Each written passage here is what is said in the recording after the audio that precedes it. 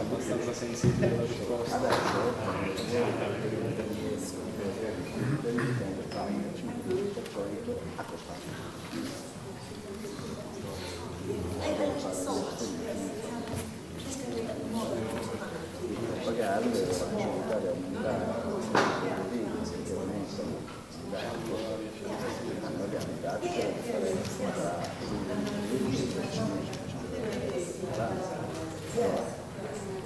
Riesce a fare investimenti e giustifica Sì, è interessante. in più lavorare sulla governance del canale, risorse per l'amministrazione meglio, quindi un sistema regolare, posso iniziare a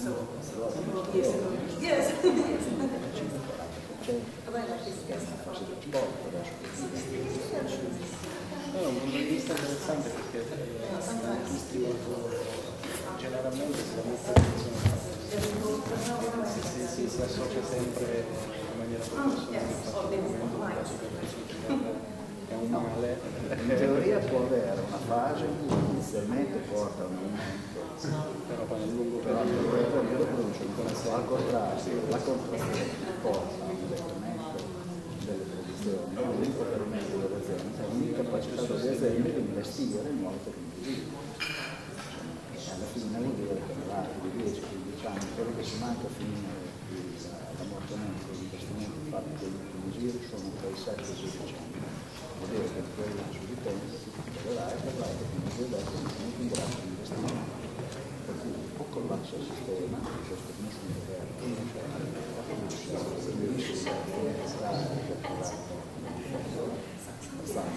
quello che c'è passato, perché poi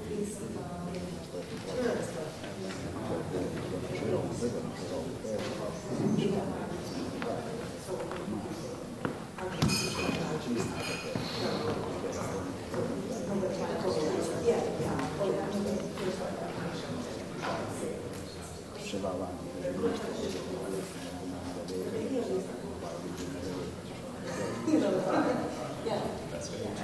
First presentation.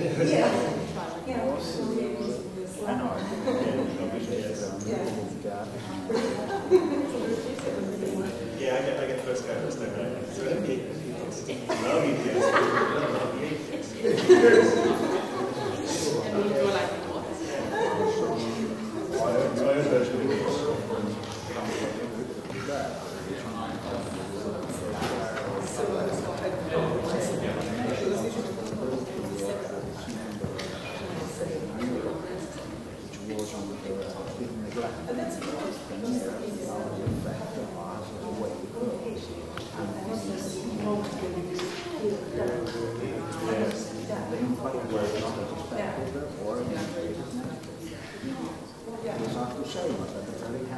everything has been set and the northern Europe situation. In southern Europe,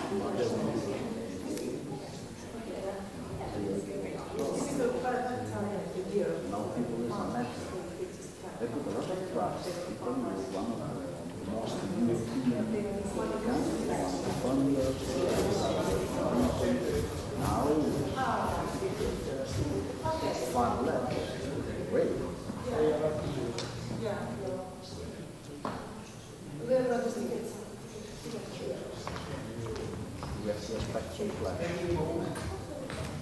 Also because we had over the past years we had not so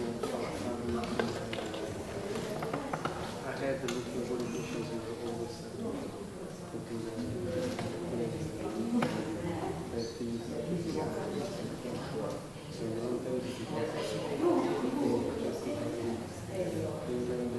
is should be yes, all the time.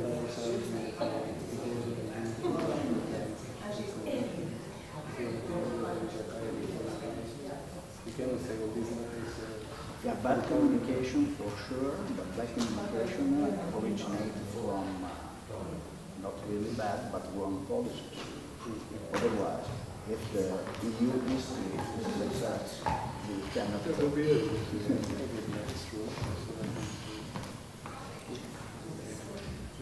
All these changes to the CIP, obviously, what you have to say is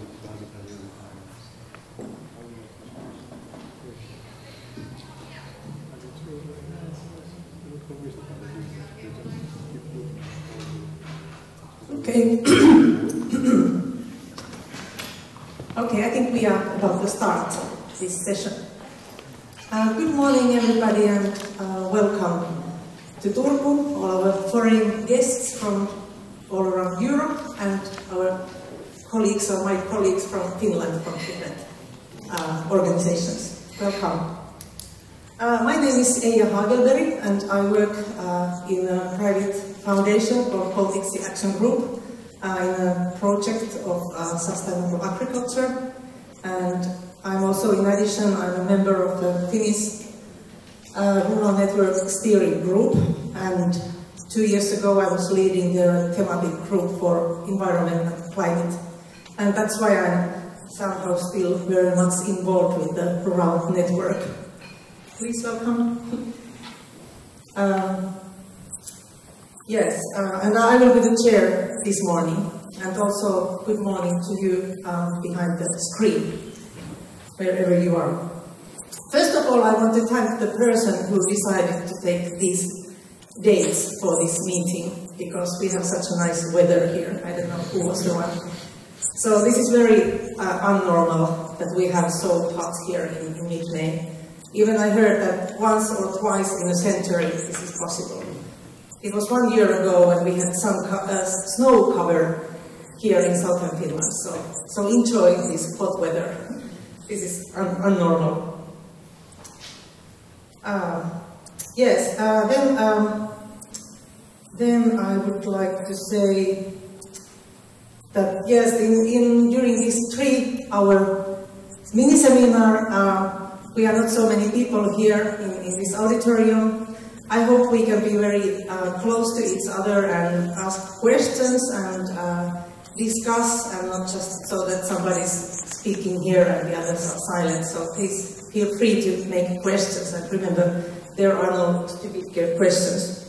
Also, those who are behind the screen watching this live stream, you can make questions also to Joel Carlsson's email. I think there are some instructions there, so you can find his email address there. So feel free to make questions if anything is unclear to you or you want to know more. Yes, I have had a pleasure to be in 3 thematic groups of European Network for Rural Development, ENRD. The first one was about green economy, second one was about resource efficiency, and now this third group is about sustainable management of water and soils. And why do I like this thematic group so much is that I like the idea that's common to all these 3 groups, the 3 themes, and it's that ecology and economy go hand in hand in this way of thinking. So that at the same time, when the farmers can benefit economically, maybe other people in rural areas as well, also the environment will be one of the winners if we do the things in a resource-efficient way. And that's why this is so great. And it's nice not to have environmental things and food production things separately. They have to be together if we want to do things right. Not now, but also in the future. We have to think about also the next generations, like even hundreds of years ahead, not just now and the next generation, but further. And in my opinion, the soil is the key to all these things. If we take care of our soils, we can solve really a lot of problems at the same time. A good soil, good structure, it gives better yields, which is important because we want to eat every day. And also, it takes care of the nutrients and the soil and the carbon. They are remaining in the soil, and the plants can use the nutrients better if the soil is in good condition. But also, the other topic of this seminar, or this team is water, the sustainable management of water. And if the soil is in a good condition, it can store water very effectively. We have problems with droughts and we have problems with floods, and if we do things in the right way, the soil can act as a sponge and it takes care of the water and gives it to the plants. We have here in the northern parts of Europe, we have mostly too much water. I know in southern parts there is too little water. But anyway, I think the good management of soils is the solution for both of them. Yes, and still, because we are here, is the Rural Development Programs, RDPs, that we are talking about, how the RDPs can help more in these kind of things, how we can make sensible solutions and so. That's why it's good to learn from each other, from other countries. Not just the success stories, but also the failures that somebody has made, or maybe in some programs, because it will help us to make things better. So I hope that we can hear today good ideas and good practices, and maybe we can also tell about the failures, so we can learn from them too. I wish you a fruitful morning session, and hope you can really have open discussion here.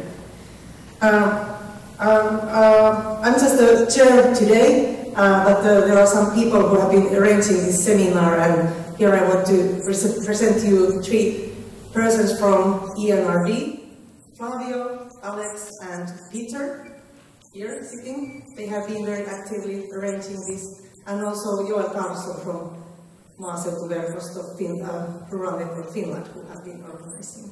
I'm sorry if maybe you too, but you will talk later. Okay, now I think I will give the floor to Peter Toth, who will say something from ENRD. So welcome. Thank you very much, Eija. Thank you for this introduction.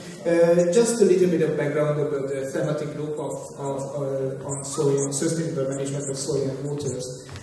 We focus on 3 themes more specifically. One of them is about nutrient management plans, the other is results-based payment schemes, and the third is collective approaches or multi-actor approaches, to use another concept for this. We are in the sort of closing and summary stages of the work of the thematic group, where we are going to summarize all that we have learned through the work.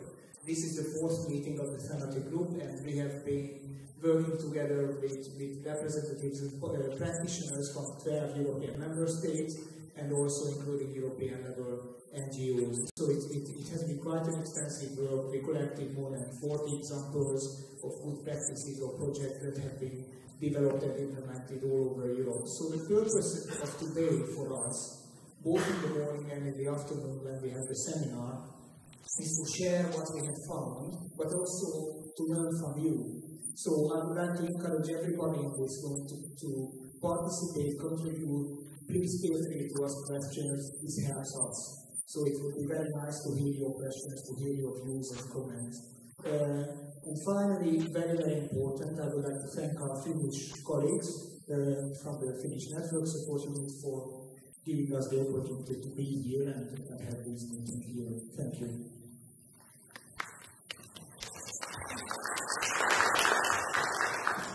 Okay, let's move on. Before that, I just forgot Teemu Haukia from Maaseutuverkosto Finnish Rural Network, who has been organizing this as well. Sorry, Teemu.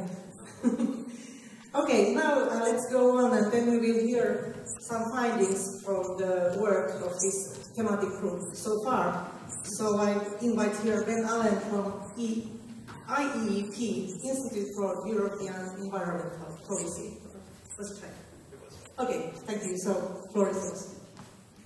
Thank you, Eija. Thank you.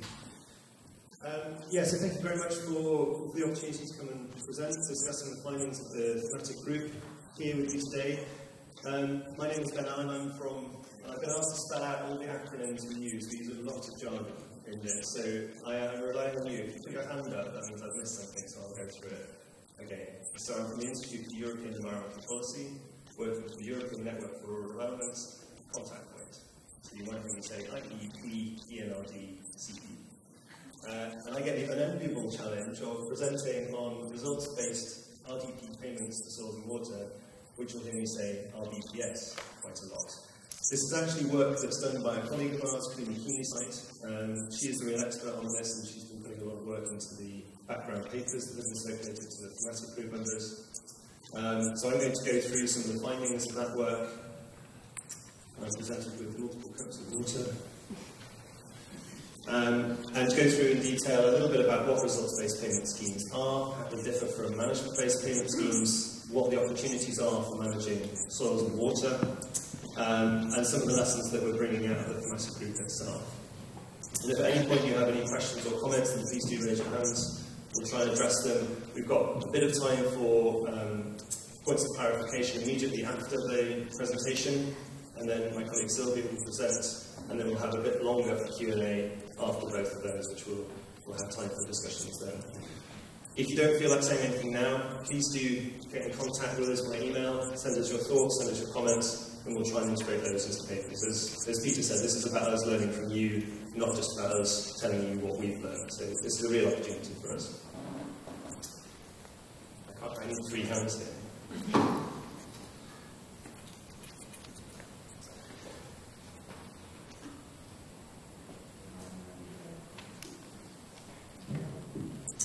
So results-based payment schemes, what are they?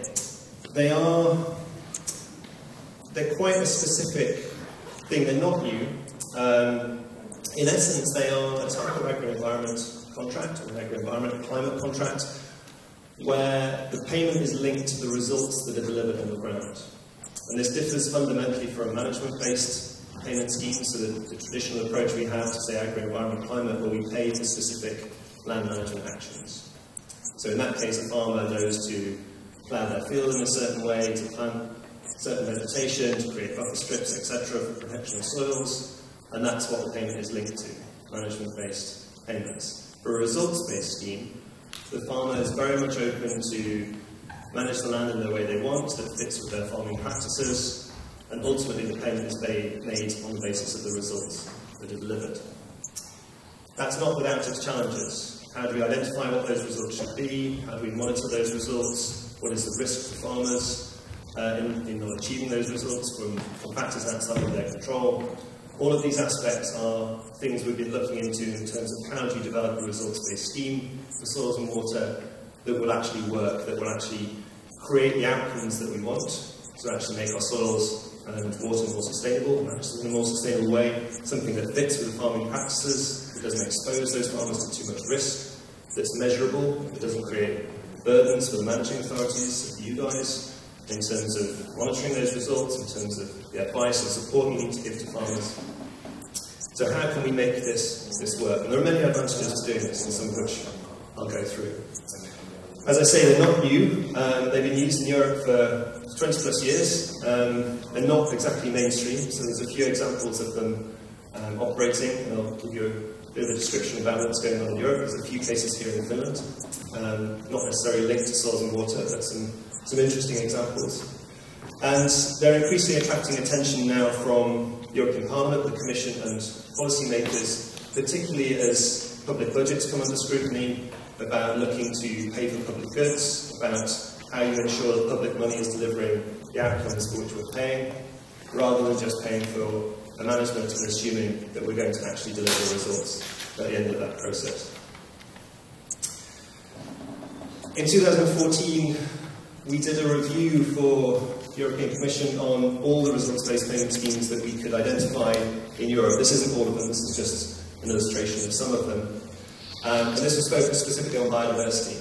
So, and what this helped us do was understand who was doing what in which countries, but also how they were approaching these schemes, what the challenges were around monitoring, what the opportunities were, and how that made people feel when they were engaging in these projects.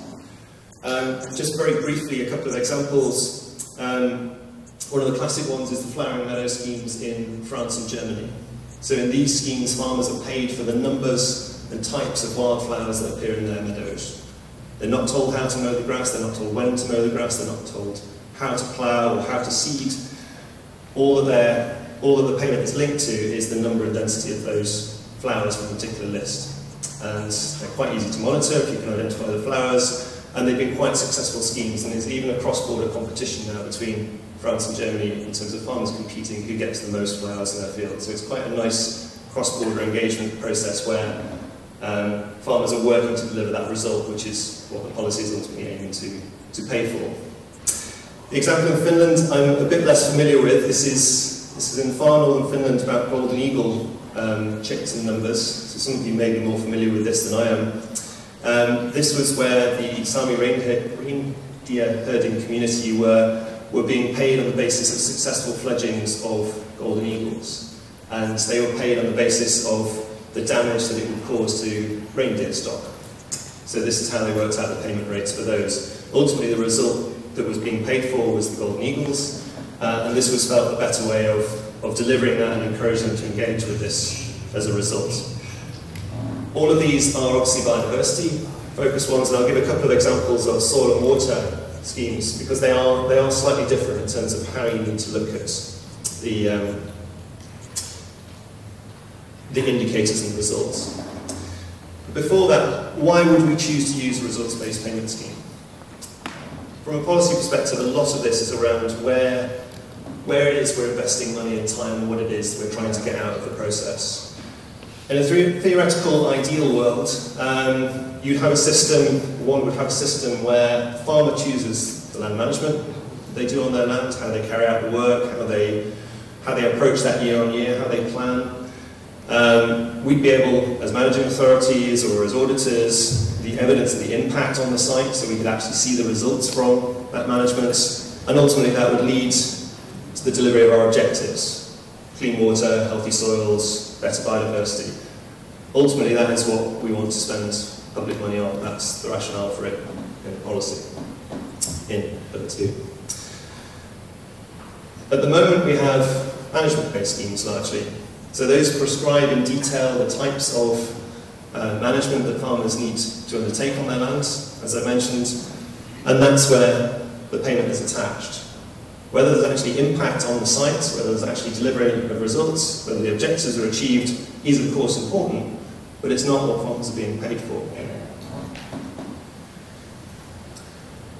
In a results-based scheme, you have a bit of a combination of both of these. So you get the opportunity for the farmer to choose how they manage and run their lands, at the times that suit them, the ways that suit them.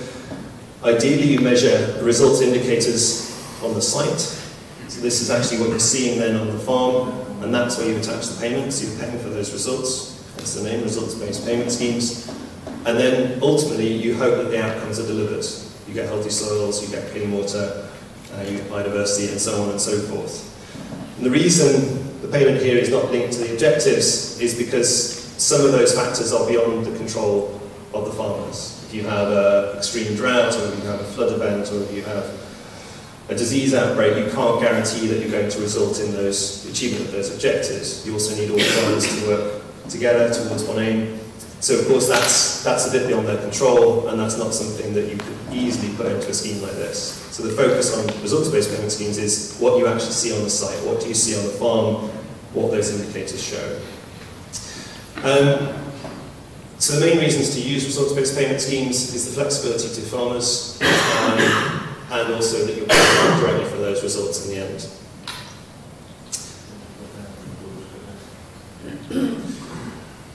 A couple of examples of soil and water. These are actually what we've called hybrid approaches. I realise this gets quite complicated. There is a paper that goes behind this, and I would encourage you to read it. And I think we had the discussion earlier that we can circulate those papers as draft working documents to everyone here, because I appreciate you won't have had the opportunity to read them through. This is actually what we call a hybrid scheme. So this is where you combine a traditional management-based approach with a results-based approach to get the best of both worlds. So the objectives here, this is the case in Flanders, is of reducing nitrogen leaching or loss of nitrogen and soil erosion, increasing the organic matter content of soils. Farmers are actually paid to do certain management practices, so this is their management-based part of the scheme. They have to grow 4 low-risk crops on 90% of their arable land and undertake soil analysis in the first year, and they're paid on that basis. They're also paid if at the end of the scheme or the end of the year, the residual soil nitrogen is lower than a certain standard set in the regulatory threshold. So there's an additional incentive there that links the result to an additional payment that the farmers get. So it's combining both the management-based part and the result part, so you get this type of hybrid approach. And these look increasingly favourable for things like managing soils and water, where it reduces the risk on farmers because they're getting a certain payment for doing the management practice, and then they also get a benefit if they actually deliver the results. If everything was just resting on the results, obviously there's a risk that you might not achieve that result for factors outside of your control. An example around irrigation water, very similar approach. And this is quite interesting, these weren't developed together, these were developed entirely separately, but the approach taken is very, very similar. This is about improving the efficiency and reducing consumption of water. So again, it's a hybrid approach. Farmers are paid to put in place a certain irrigation system, inspection of equipment in years 1, 3 and 5, and they're supported for doing that through the Rural Development Programme. But then there's an additional payment to actually achieve the results. So the measured water consumption is lower than a certain threshold. And this, again, is that nice combination of supporting farmers to do actions on the ground, and in a way that if they deliver the results, there's an incentive to make sure that happens, or to add some of their innovation and knowledge on the land that they manage.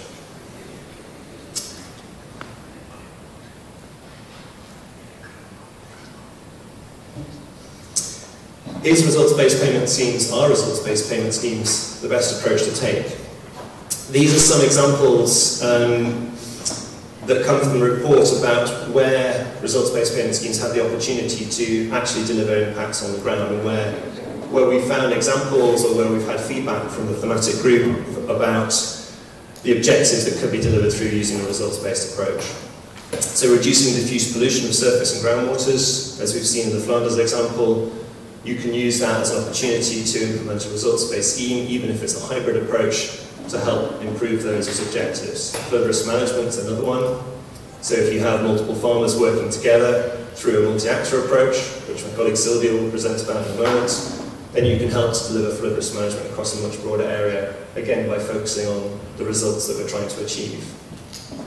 And there's lots of examples on soil erosion, soil organic matter content, things that can be measured in a field, on a farm, at the end of a period, end of a year, and you can actually see results delivered in practice. There are cases, and again I would encourage you to read the report around this, where sometimes a results-based scheme isn't the best approach, and a lot of that is around the indicators and whether you can actually link an impact, a result, to what the farmer has done and the management they've undertaken on their land. And a lot of that depends on the scale at which those schemes are operating, whether it's a farm scale, a field scale, catchment scale, or a regional scale. If you take the example of a catchment, if you've got a lot of farmers working through a results-based scheme to reduce their nitrogen loss from their land, that's great. But you don't know if you measure the content of nitrogen in the water, whether it's come from one farm or another farm, because water obviously moves through a catchment. So unless everyone is working together, you can't be sure that the result has been delivered from one farm or another. So there are some challenges in implementing this at different scales. Ultimately, the biggest thing around designing a results-based payment scheme is having the right indicators, and this is where a lot of time is worth investing up front, and it's where there needs to be engagement with the farmers, with the farming community, with managing authority, with NGOs, with all the stakeholders that have an interest in the soil and water management, in this case, the outcomes that we're trying to achieve. Those indicators need to be reliably representative of the specific objective, so do they actually demonstrate a result that leads us to our objective? So is it about reducing nitrogen, is it about increasing soil organic matter, and can you measure it?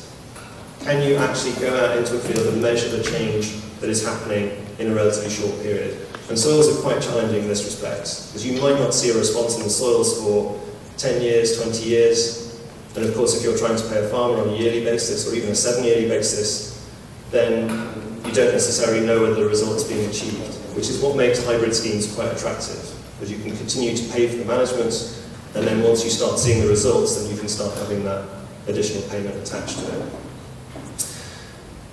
Those indicators need to be in some way isolated from external factors. So if you have a big drought, or if you have an event that leads to an impact on those results, you can't obviously blame the farmer for that. So you need to identify indicators that can say specifically what has happened as a result of the farmer intervening and managing their land in a certain way. And the one that always amuses me most is it's not achieved easily by means other than agricultural management. What this means is ultimately we're interested in the results, but actually what we're interested in is managing land in a more sustainable way. And the classic example of this, I think it was in the Netherlands, was around geese. And there was a quasi or semi-results-based scheme set up to try and increase the number of breeding geese on the land. And the way they were monitoring these geese was to observe the number of geese on a field at any one point in time. The scheme was hugely successful. The geese numbers increased because they were monitoring a lot more geese. And what they found was farmers were just putting food out on the land. So they were effectively feeding the birds, and the birds were coming in, eating it, they were getting monitored, the results were increasing, but they had changed nothing in the way they were managing their land. They were simply putting out bird tables. So this is what this means. So ultimately we want the results, but we're talking about changing the way we manage and sustainably manage our land. It's not the result at any approach taken. But it did highlight the inventiveness and creativity of the farmers involved in this particular scheme.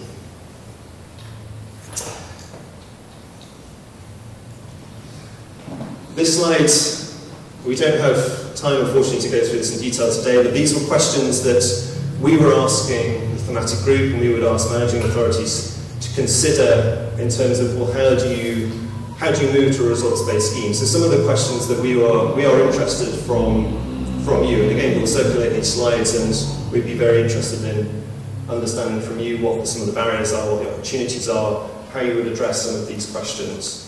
How you would design a pilot results-based scheme. What would you need in practice? Do you need additional support and training? Is it capacity building for you and your advisors? Is it facilitation of more events between farmers working on similar projects and topics? And these have led us to a series of recommendations and conclusions, having explored some of this with our thematic group in terms of where we think we can make steps forwards in the way we use results-based schemes in rural development programs. So I won't dwell on this too much, but again, please do come back to us if you have thoughts, and we can perhaps use some of this in the Q&A session that we'll have a bit later. This is the last slide. And these are the recommendations. So we've condensed most of a year's work into a very short time in this presentation, and these are some of the recommendations we're coming out with here. In terms of making results-based payment schemes work for soils and water through rural development programs, what we'd ideally like to see is securing funding for agri-environment climate commitments for more than one RDP period. This is particularly crucial for water. So if you have to report at the end of every year and you have a 5-year period which you can pay farmers, and you might not see your results for 7 to 10 years, the incentives to undertake this approach are more limited. If you can't demonstrate the results in the time that you're actually paying for the activities to happen, it doesn't make a lot of sense. We used to have longer periods, or there have been cases in the past where we've had 20-year commitments for agri-environment schemes that have spanned multiple programming periods, but of course that relies on a slightly different approach to the way we work now. And with the policies changing so often, it's quite challenging to secure that for a longer period. But that's one of the recommendations, for soil organic matter and soil quality, seeing those changes actually happen in practice. Compulsory training. This is, despite it being around for 20 plus years, this type of approach, it's new to a lot of people. It's certainly new to a lot of people in management authorities, a lot of advisors. It's just a very different way of working, and it requires training and capacity building, and it just says farmers here, but I think it's also farmers and advisors as well, and possibly together, about encouraging and building that mutual trust between them, that the farmer is not going to feel too much at risk for having to do this, that the advisors know what they're talking about, so you have a good relationship between them, and that training goes on, and throughout the development of the schemes as well. A forum where staff involved in the design of these approaches can exchange best practice, because clearly we have a number of examples taking off around Europe, in the Flanders and I think it's Portuguese case, that we've seen very similar approaches being developed. As far as we know, they didn't interact and talk together. Clearly there's lessons that can be learnt, and this is part of what we try and do through the thematic group, and part of what the contact point try and do as well. So more exchanges, more facilitation of these types of approaches. And ultimately provide guidance on creating packages of measures which include agri-environment, climate, results-based schemes, training, advice, so bringing all these things together. And I think one thing missing here is also adding in those management-based payment schemes. With hybrid approaches being so important for soil and water management, having advice on how you integrate a results-based element into existing approaches which you might have through agri-environment climate commitments. How do you pin on that extra bit of results and payments to those results from the work they've been doing? So thank you for that. That's the end of this presentation. If anyone has any comments or questions for clarification, happy to take them now before we move on to the next presentation, and then we'll have a much longer for discussion. So if you've had a bit more time to think about questions that you might have. And again, please do send us things by email. Is there one observation that points 2 and 3 also work with multi-actor approaches? Very good observation. So what, one of the things we're going to talk about this afternoon, and unfortunately some of you won't be here for that, is what we've been looking at have been nutrient management plans, results-based payment schemes, and multi-actor approaches. And actually, to deliver impacts on soil and water, you can operate all those three things together. And I think having that training and capacity building and support, and bringing multiple actors together to deliver, especially over a broader scale, which is something Sylvia will talk about in a moment, through a results-based approach, could be hugely beneficial. Yeah, thank you. Any other clarifications before we move on? Okay. Hey, I don't know if you're coming back up or I just hand over to Sylvia. So I'd like to introduce my colleague then, Sylvia Nani from IEP, the Institute for European Environmental Policy, on behalf of the contact point. Thank you, Ben.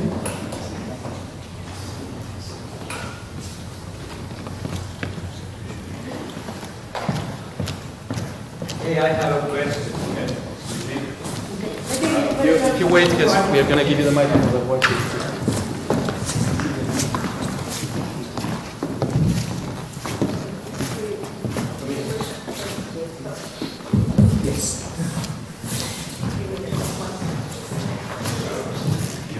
From Finland. One specific question out of many, just one now. You mentioned this 4 kilogram nitrogen per hectare kind of saved or restored in the soil, all that. How could you translate that to milligrams per liter if we take a soil sample and get a result from the lab? So 4 kilo per hectare, to have a guideline, which numbers we need to have as a nitrate, I guess. What would that relate to the milligram per liter of water-soluble nutrients? Because we are used to those numbers. Okay. Excellent question. Okay. Thank you for a very specific question, and I am going to defer to my colleague Clooney, who has put this presentation together. So we'll come back to you on the specifics of that. But a very good point. Obviously, measuring a whole hectare and working out 4 kilograms is not the same as taking a specific soil sample and working out milligrams. Yeah, and this comes down to how you monitor those indicators and results and what is achievable on the ground, also in the lab, and who's doing that. So it needs to be translatable. But yeah, thank you for that.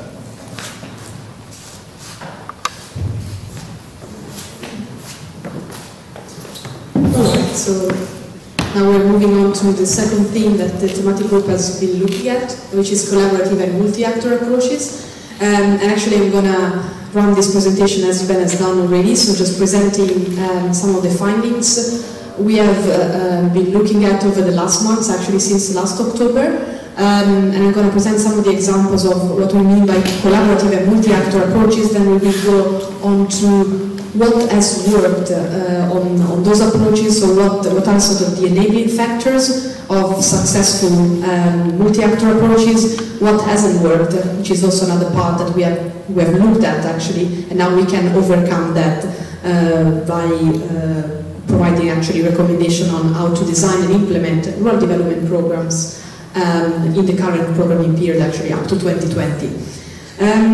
So we could start by actually understanding what we mean by multi-actor approaches and collaborative approaches. This has been a long way. Actually, we discussed how we would define these approaches and whether to call them collective or not. We went for a bit of a broader definition, let's say, because the word collective actually has a sort of a negative meaning in some member states.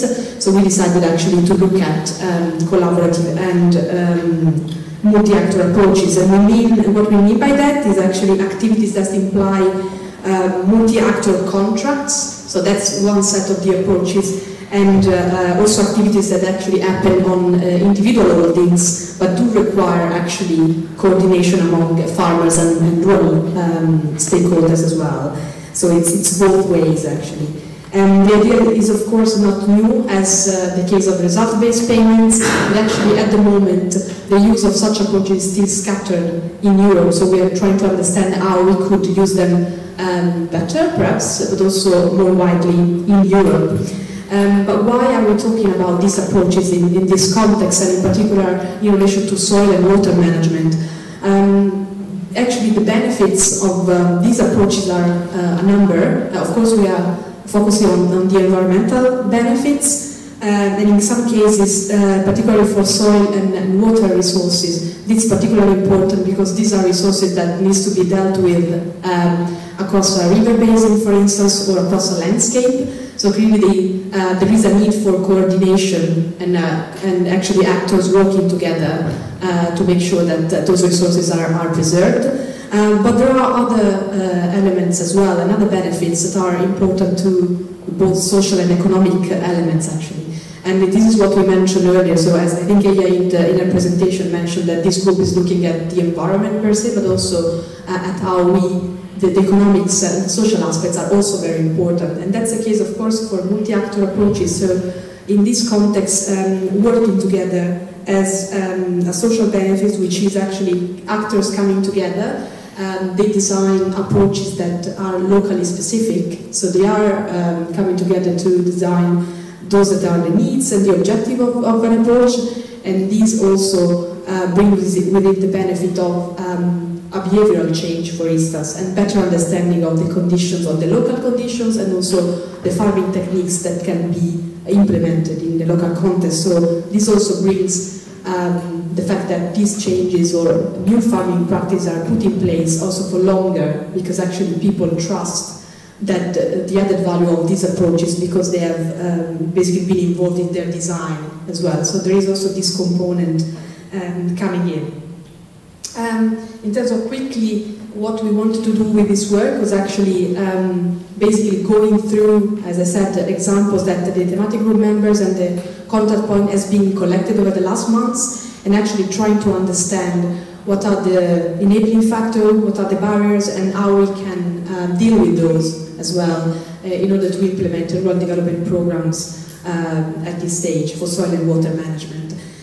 So we went to identify examples, we identified the enabling condition and barriers, and we designed a recommendation that I will present shortly. I think maybe one point to mention in the context of the thematic group is that the added value of this group was a bottom-up approach actually, so we consulted the group and we collected examples, and also we went for this particular theme, let's say, but also for the other themes, we went to, for instance, the project manager and tried to interview them and really understand what happens on the ground. So we tried to do that exercise rather than actually focusing more on the desk-based research, which I think it's important to mention as well. And we are also coming to you, of course, today as practitioners and experts, so just getting a bit more details on the content and on the specifics on the ground.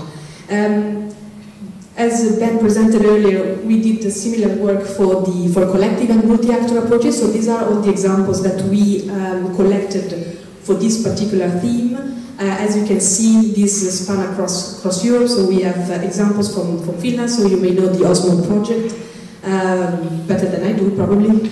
But also we have examples for Central Europe, both for soil and water. And quite a number of examples as well, covering Italy, Spain, so the Southern European member state and Eastern Europe as well. So there are, of course, out there already approaches on soil and water management that bring a variety of actors together, but it's still not the case in all member states, and we are trying to understand why is that and how we can overcome that. So just looking at this slide, most of these approaches have been funded through private but also public funding, which is particularly RDPs. So rural development programs are one important stream of funding for collaborative and multi-actor approaches, but also these approaches have been piloted, for instance, through the LIFE funds, so EU funds, but also using private money in some instances. And I'm going to give you a bit of a sense of how these approaches have been developed and using which are the rural development measures specifically. Now they've done that. So we could start by looking at, for instance, the approaches that have used measure 16, which is the one on actually cooperation. And there is actually quite an interesting example in Finland that is quite relevant. This is actually the Osmo project, and it's an ongoing project actually looking at how to preserve soil in 4 Finnish regions. Don't ask me the names because they are certainly known to you but very difficult to pronounce for me, so I'm going to skip them for now. But this has been developed in 4 Finnish regions in 8 farms across those regions. And actually they used measure 16.5 specifically on climate and environmental projects where they actually combine blended learning sessions of workshop training for farmers and rural managers, advice to farmers, for instance, with the actual soil testing. So they really wanted to understand how to improve soil testing and those techniques in the farms within the project. And they founded actually, quite importantly, a facilitator who was bringing all the actors together, working collaboratively and in parallel through the rural development programs via measure 16.5, and that worked. It's still ongoing, of course, but one of the results is that there is clearly an improved understanding from farmers on the soil quality on their farm, but also how they can improve that by doing soil tests and putting in place different farming techniques. Another measure that has been used in Europe to bring together actors and collectives, let's say, it's measure 10, so the agri-environment scheme. And there is quite a peculiar case, an example in Ireland, where Ireland is very known for being for having commonage or common land. So it's actually land managed by a community, let's say, and it's owned by different stakeholders, actually. It's quite common in Ireland. And what they've done, how they used the rural development program is that actually to access the agri-environment climate measure, in their case, let's say those farmers who actually own commonage needed to put together a commonage management plan, and this plan had to be signed up by at least 50% of the owners of commonage, or at least half of the farmers owning this land. The commonage management plan required a compulsory training, so they used again RDP, Rural Development Program money, to provide advice and to farmers actually on how they could collaboratively manage that land. So that's another interesting way of actually somehow using the agri-environment climate measure in the RDP and also combining it with training for rural managers actually, and farmers.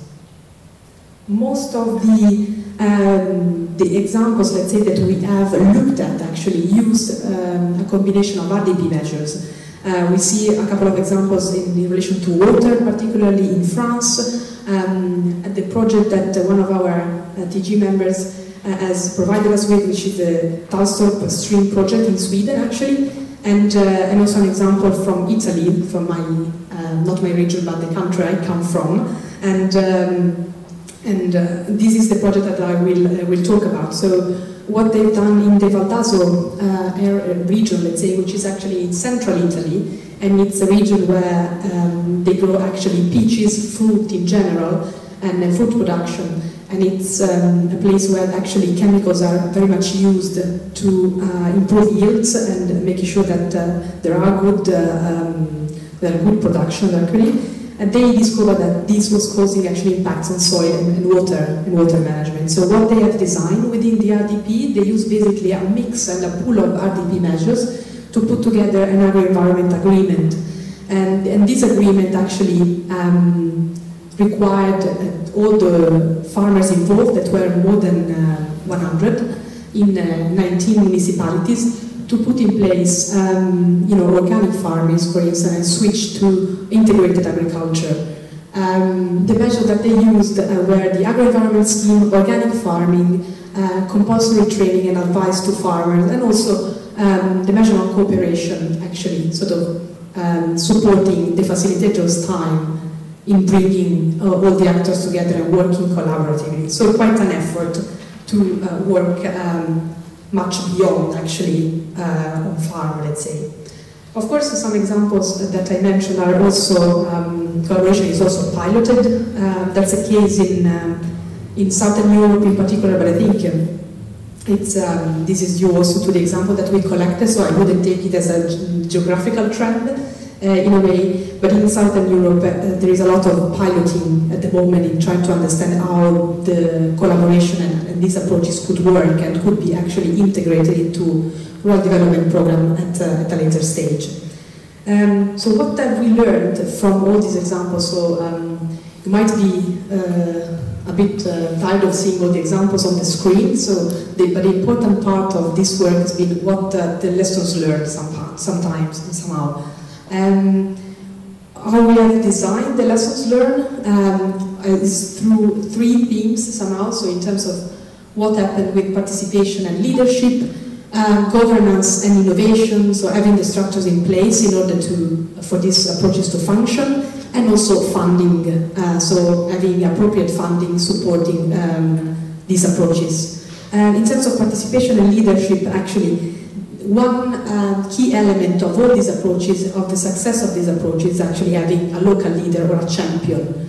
Actually, someone having enough energy to bring all the stakeholders together, all farmers talking to each other, and just providing them with an idea of added value and what the collective, let's say, or what the group can achieve together. And that has been the case, for instance, of the example in the Osmo project, the example in Finland that I mentioned earlier. In that case, we had a facilitator who was actually a farmer primarily, so he knew, of course, the local needs and he knew the stakeholders involved, so he could bring people together and work collaboratively. And this way of doing, of managing such approaches is also important to build a trustworthy relationship among those actors. So it's really important that people trust each other and they trust that the approach is going to provide added value to their farm or to the rural area more generally. And of course, an incentive for farmers, and this has been highlighted by the thematic group members, been to portray both the environmental but also the private and economic benefits that these approaches can bring to their business, of course, because it's not only a question of environmental benefits, but it's also a question of what these approaches can bring to the economy of their farm. In terms of the barriers, on the other hand, to participation and leadership, in some instances these approaches are quite complex to organize, actually. It takes a lot of time to bring actors together, it takes time to develop a partnership, to speak to each other, and actually build that trust that I was mentioning earlier. So for instance, in the case of Italy that I mentioned before, the facilitator spent quite some time going to each individual and trying to build a partnership, and a partnership that was somehow complying with the requirements of the RDP. So there is also a question of administrative burden somehow in building that partnership. And in other cases, it's just a question that a local champion is not in the area, or it doesn't have time or the ability actually to bring the partnership together, and therefore there is a challenge in building trust among the partners, and therefore it fails in some cases. In terms of governance and innovation and financing, there is certainly an important element in terms of managing authorities' willingness to experiment somehow, new approaches being, for instance, multi-actor or collaborative, or other types of approaches as we heard earlier, so it can be result-based payments, for instance. So certainly there is an important role for regions, for regional and local authorities, but also for the managing authority itself in being willing to go a bit beyond the comfort zone somehow and experiment new approaches in that sense. That has been the case, for instance, of Italy again, where local and regional authorities have been very present in creating the agri-environmental agreement. They had a big role in actually bringing that partnership together and somehow convincing a wide range of stakeholders of the added value of the approach. And of course, having also a track record of pilots already and previous experience in bringing actors together give you the opportunity of building really a network already, so knowing people in the area and knowing what the needs are, which is very important, and particularly it's important to involve the farmers and the land manager from the very beginning in this particular project to understand whether there is actually a need for that approach in the local area, and just understanding from their perspective what the needs and the objective of the approach should be. There is clearly building partnership and such approaches requires time, but also financial resources, and you need to be able to have funding upfront, for instance, and also ongoing, so throughout your journey of the approach, in a way to support the facilitator's time, but also to support the activities that the project or the approach is providing to the local area. And in terms of the barriers, actually, there is clearly an element of limited administrative capacity in some administrations somehow, but also there is a question of trying to balance local needs with other priorities that can be European, national or regional priorities. And that's a challenge that sometimes with policy, actually moving in one direction or the others, this can be counterproductive and not in line with the needs locally. And in some cases, as I mentioned, there is a question of the transactional costs, so it's more expensive actually, and it takes more time to develop these approaches in some cases. So as moving on to the last part of this presentation, so we looked at what has worked well, what hasn't in many cases, and we would be very interested in understanding also from your perspective what you think, according to your experience, has worked, whether you have any more examples that you'd like to put to us, for instance, or whether you are aware of particularly successful enabling factors that have allowed collective approaches to work well or not, on the other hand. So on the basis of the examples that we collected, we are proposing actually for discussion in the afternoon with some of you a number of recommendations on supporting participation and leadership, so supporting those people who would bring the partnership together for achieving soil and water management objectives, supporting good governance, which is in the next slide actually, and also supporting appropriate financing, having sufficient resources to put together the partnership. And in terms of starting quickly from participation and leadership, in some cases it's about somehow losing a bit the RDP, the Rural Development Program requirements in some cases, so it's a question of setting selection criteria that allow a partnership or a group to apply for that particular measure, for instance, and actually promote participation from collectives. This can be, for instance, either via the cooperation measure or the agri-environmental scheme, but that's not always the case, so sometimes criteria don't necessarily target collectives or groups of farmers, for instance. There is certainly an importance in putting greater emphasis and resources on extension services, so advice to farmers, training, but not only to farmers, particularly to the facilitators and the champions that would bring the partnership together in that context, but also providing funding to actually expenses that are somehow the basics, so hiring meeting rooms or having refreshment, and sometimes it's a challenge of having those resources available, particularly in contexts that are maybe less wealthy than others.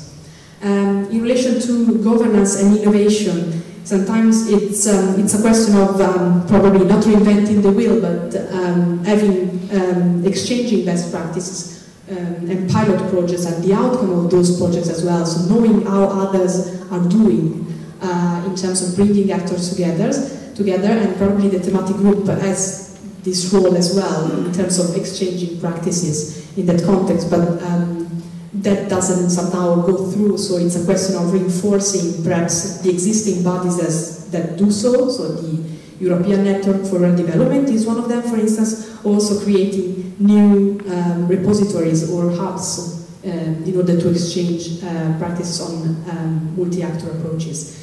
And on the other hand, it's also important to design somehow controls and penalties that are actually proportionate to the objectives of the multi-actor approach, designing, for instance, loans that are or financing that should be investigated and are attached actually to the results of the multi-actor approach, so pretty similar to the result-based payment schemes that Ben was discussing earlier, and actually having guidance or rules on how to pilot a new approach in order to innovate, perhaps in the forthcoming programming period. And the last slide is actually ensuring appropriate financing, having appropriate support to develop, to design and develop these approaches where needed. In some cases, as I said, and I repeated it quite a few times, it takes time and resources, particularly upfront, for the facilitator to actually think through things and bring the partnership together and going out and talking to farmers and rural actors. So what we are suggesting in a way is a two-stage approach in the application for funding for specific rural development program measures. And the first stage would fund actually the setup of the partnership. This could be via the cooperation measures or other measures as you see fit. And the second stage would actually provide support to the activities. So this is because, particularly to set up a partnership, in many cases, this is required before you can apply for other RDP measure funding. So clearly you need to be able to have sufficient money already up front there. Some member states do that via the state aid, but not all of them can or find this appropriate. So that's one way you could think about that. Or we could consider allocating higher proportion of transaction cost. This is already happening in some member states. That part of the cost is increased for approaches that are coming from collectives or from groups, but that's not widely used. We should make sure that the cost associated with facilitation is supported actually for the entire duration of the project. Sometimes it's only chunks of it the first 1 or 2 years, but the project actually lasts longer. So we should be able to support the facilitator throughout the journey. And also, several TG members have highlighted that actually the application for funding under the Rural Development Programme should also target the existing collective or groups in the area. That was the case of Italy and in Portugal in some cases, but also where the existing infrastructure are already there, or where there are groups or associations that are already bringing stakeholders together for soil and water management. We shouldn't reinvent the wheel and therefore use those infrastructure that are in place. I think that was my last slide. So thanks very much for listening. If you have any questions for clarification, I think that's the right moment. Otherwise we go go on to the question and answer session. Any questions?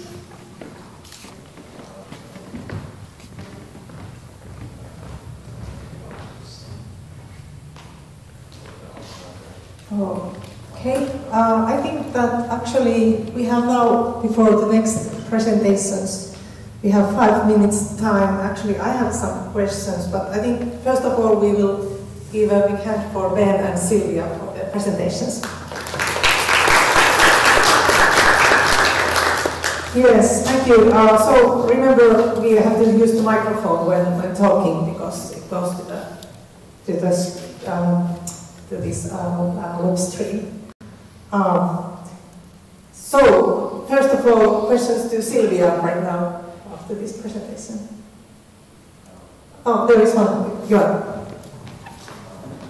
Yes, thanks for the really interesting points. About the facilitation of cooperation, do you know some really good examples how it's done in some member states? Because we have found out that, for instance, in Measure 16.1 ENRD, it's possible to fund this build up a group. In Finland, it had to be a new group, but that's just something that member states can decide, I guess.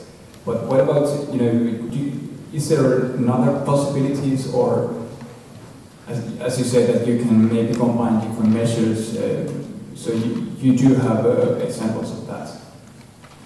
Yes, that's a very good question. I think you picked on a very important point, which is really facilitation and having that role of champion of bringing people together. Actually, it's particularly important for collaborative and multi-actor approaches. And I think you already picked the one measure that we went through, which is Measure 16.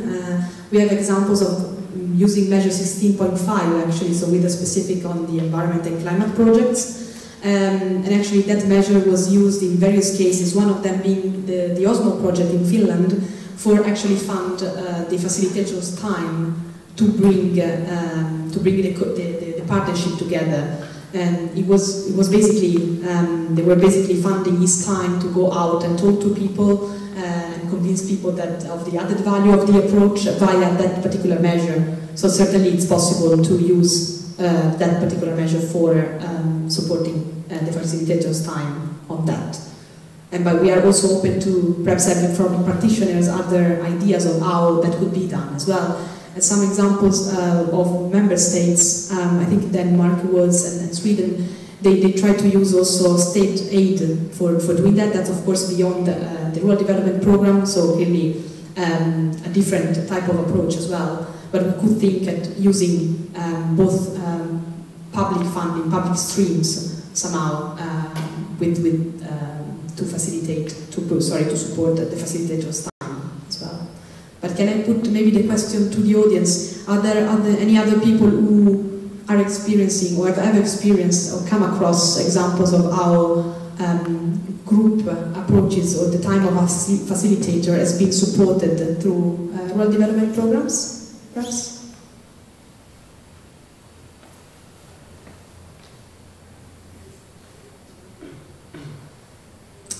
Maybe not yet, so we'll explore that further. Thank you. I think, Sylvia, you have been doing a great job here when going really to details with the projects and all these examples. I think it's very relevant to really go down there to see what are the success factors actually there. So I think it's very interesting. Thank you. I have to Ben one very small question. What do you recommend to member states right now to do to improve the situation for result-based payment systems for the next CAP period, for example? If we want to get this to CAP in the next period, what should we do now? Tell us. It's a small question. Yeah, I think with results-based, perhaps not useful if I sit there and facing away from it. With results-based schemes, there's a lot of nervousness around them. I think one of the first things to do is have the discussions in the authorities, have the discussions with farm advisors, and start there by sort of building trust, or building the idea that these could be an approach that could be used, that these have the benefits. Because I think a lot of it is, certainly we get the impression of talking with people, is that it's a bit unknown, it's a bit new, it's very different to what people have been doing before. There's nervousness from all different levels, whether it's farmers, the advisors, do I know enough? What if I can't measure the results?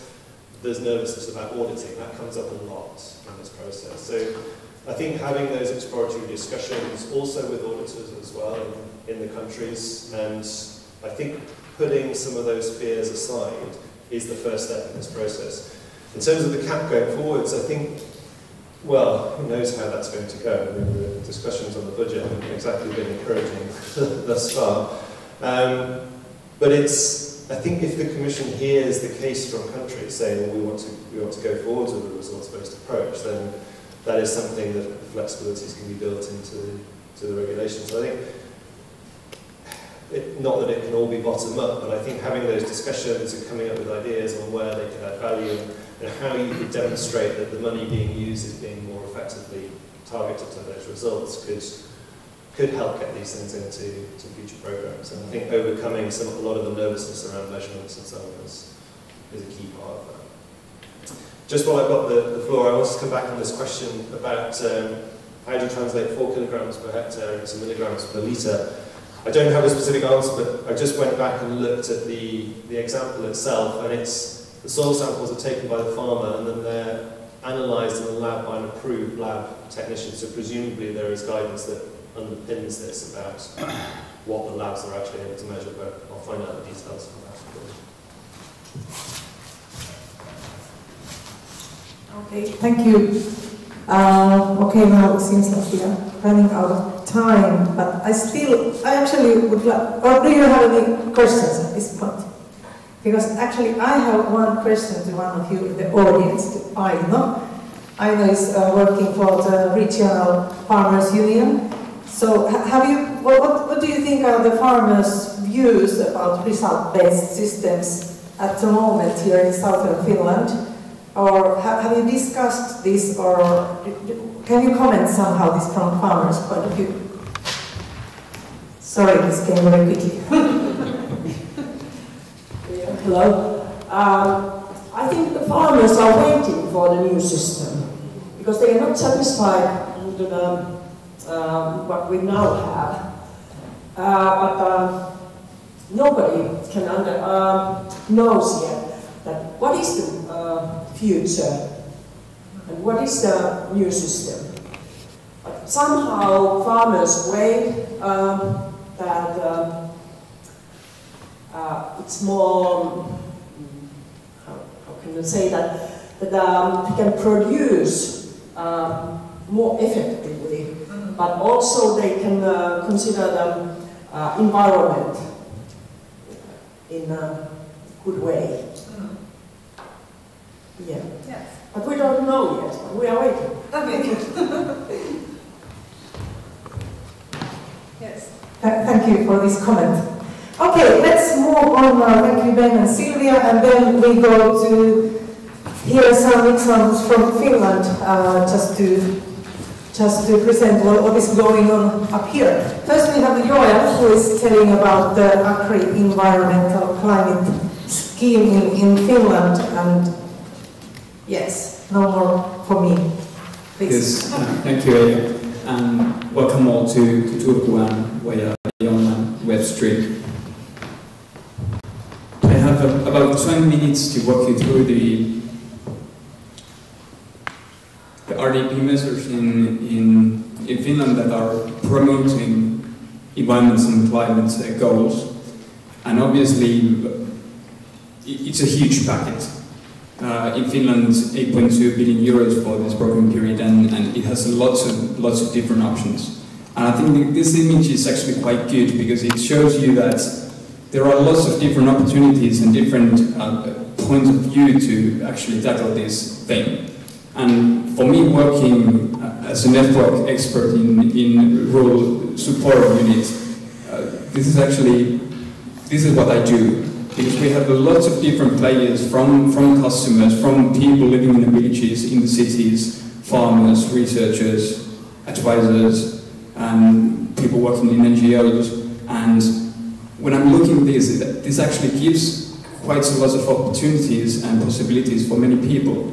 But as Simon said, of course, we can clearly see that there are places to improve. Of course, there are. But at the moment, there is actually a lot of places to make a difference also. I've got here also the budget for the different measures, so you can have a bit clearer image about how it goes. For instance, we were talking about advisory services. For this program period, this was the new measure, and it has quite an extensive budget actually, 34 million euros, and that was good news. And then measure 10, environmental agri-environmental payments, it's about 1.5 billion euros for this program period.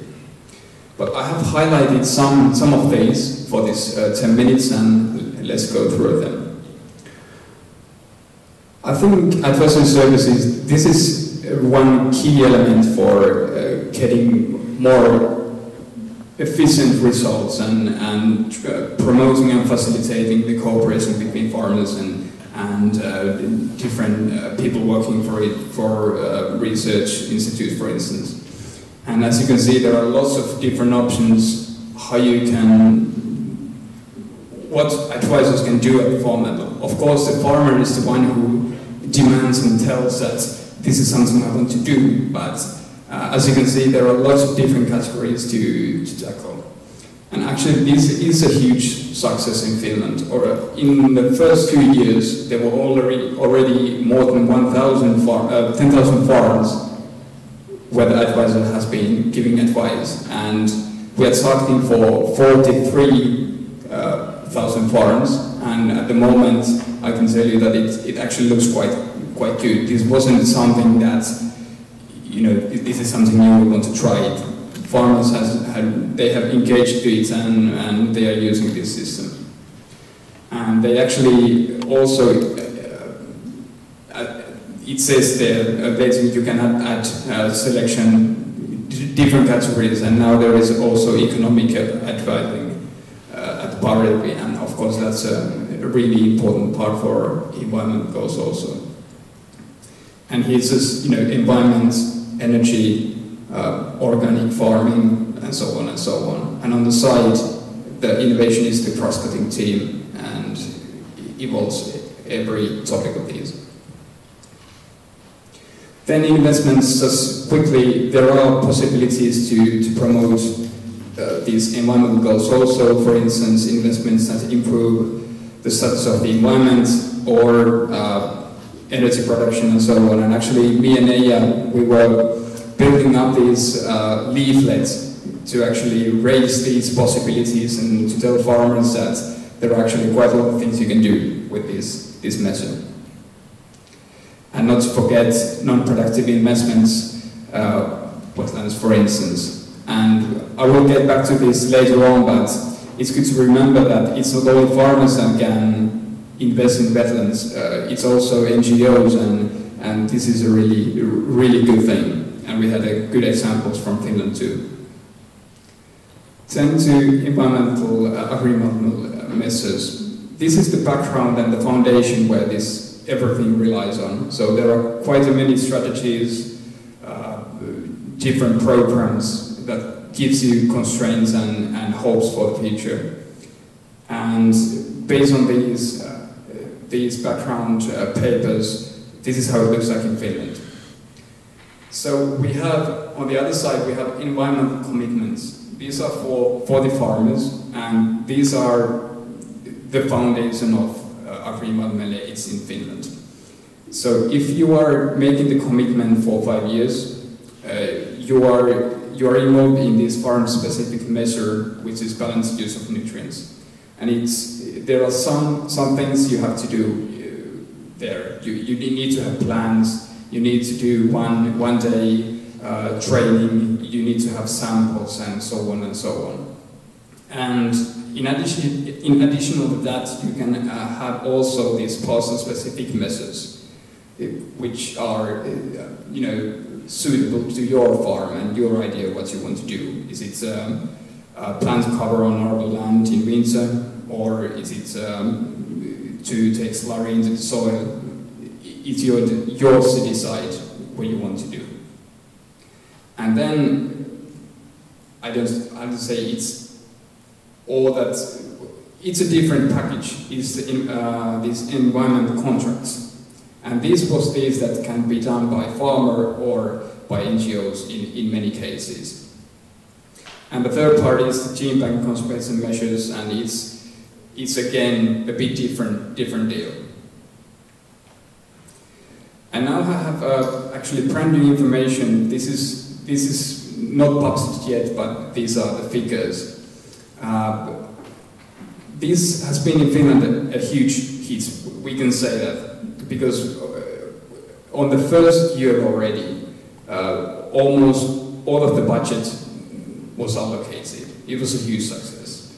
And although we have reached area targets in many sub-measures, of course there is things like biodiversity where you still have hectares to go on.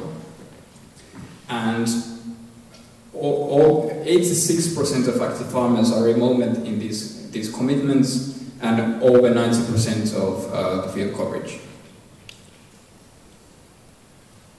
And the contracts, they've been popular too for wetlands. At the moment it's 82% of the target level have been reached, but as I wrote there are lots of these investments going on at the moment. And when they are finished, they will be added on to these contracts, and it's highly possible. It's highly, you can say that the 100% will be reached. And it's not going really bad for the rest either. For instance, grain goose and swan fields, it was done deal for the first year.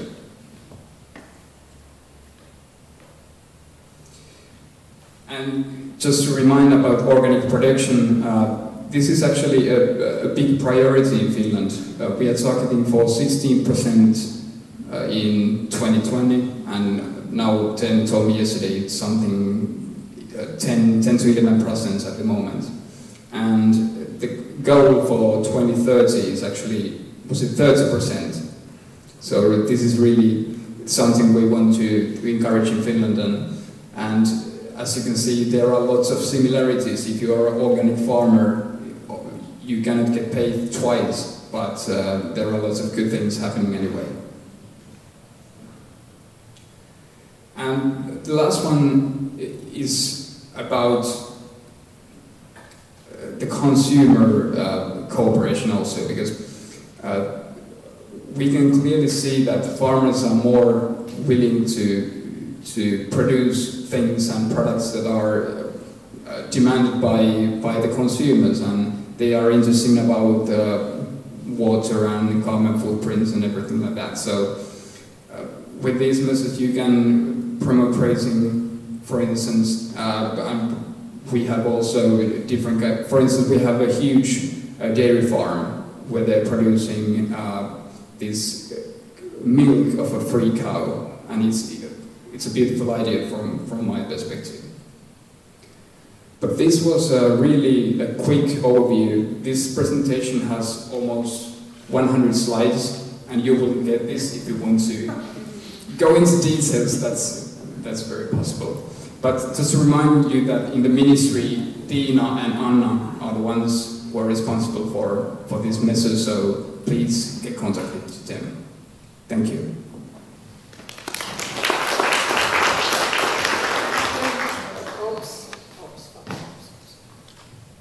Yes, thank you, Joel. Let's take the presentations first and questions afterwards. So I would like to invite here our next speaker, Anja Yliviikari from Luke Natural Resource Institute, Finland. And your title here is Long-Term Impact on Environment and Climate Aids in Finland.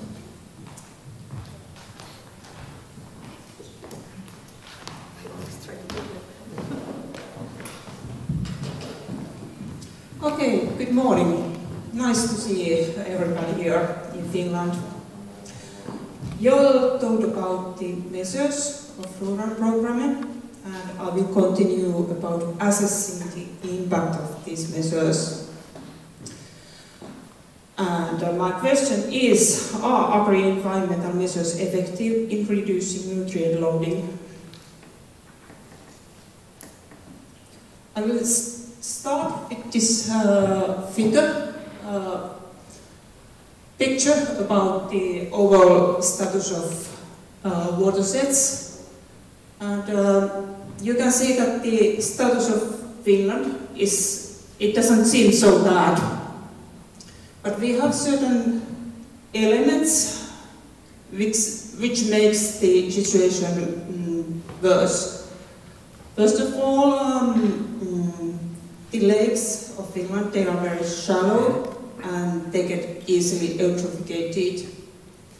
And also, we do have the lakes gets frozen in winter time, so when the oxygen level gets lower, so it's possible that there are phosphorus leached from the bottom of lakes. And also, the Finnish culture is one reason. We like to, at summertime, holiday time, we like to go to the lakes and spend a lot of time with lakes. So we would like to have them in good condition also.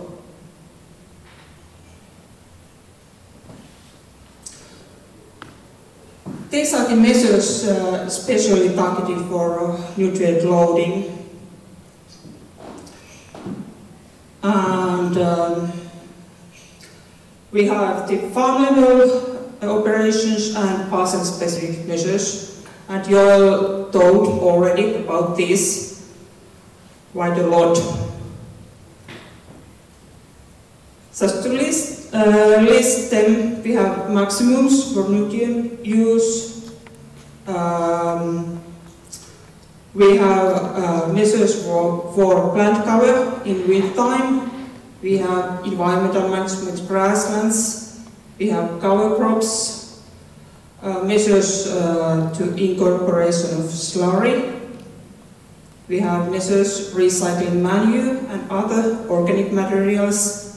And farmers are building buffer zones.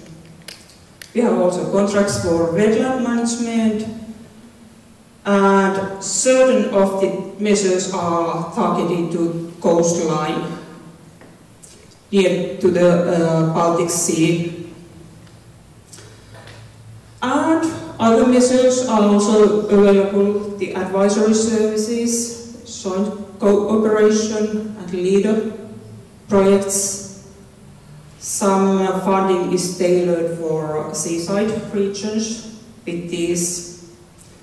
Then there is support for investments, for subsurface drainage, for manure storaging, manure spreading and biogas producing.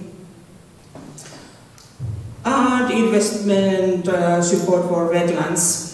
So this nutrient management, it's kind of important goal for us, and we want to have every tool used to tackle with this issue. So we would like to know if these measures are effective, and basically we have 3 approaches available. We have administrative data sets, and because most of the farms are included with the SIM, so we had quite a good data set here in Finland. And based on this, we can do a lot of modeling with nutrient flows and land use. And finally, we have also data from monitoring water quality in watersheds.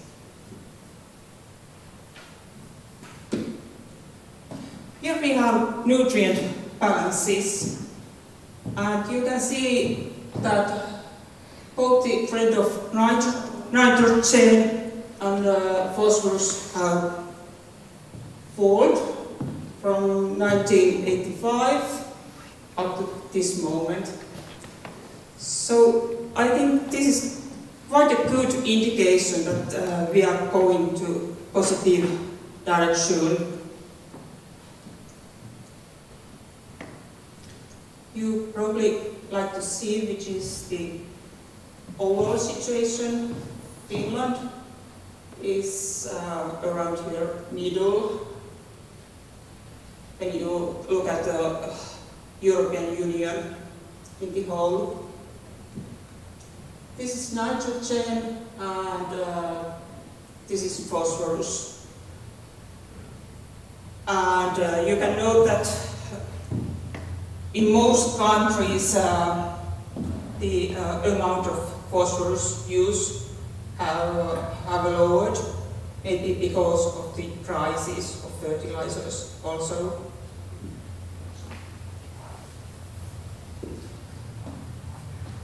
There are also other signs of positive development.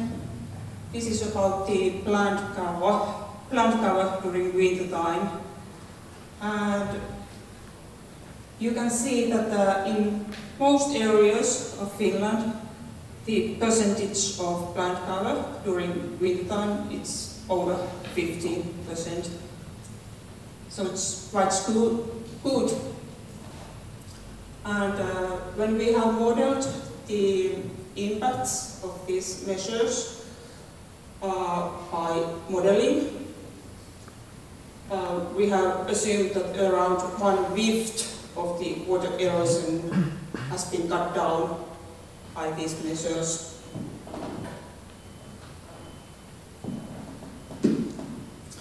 So there has been a lot of measures carried out in Finland.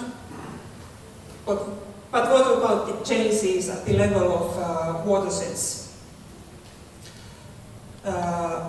With phosphorus, we have had already during several years a positive trend of declining loading.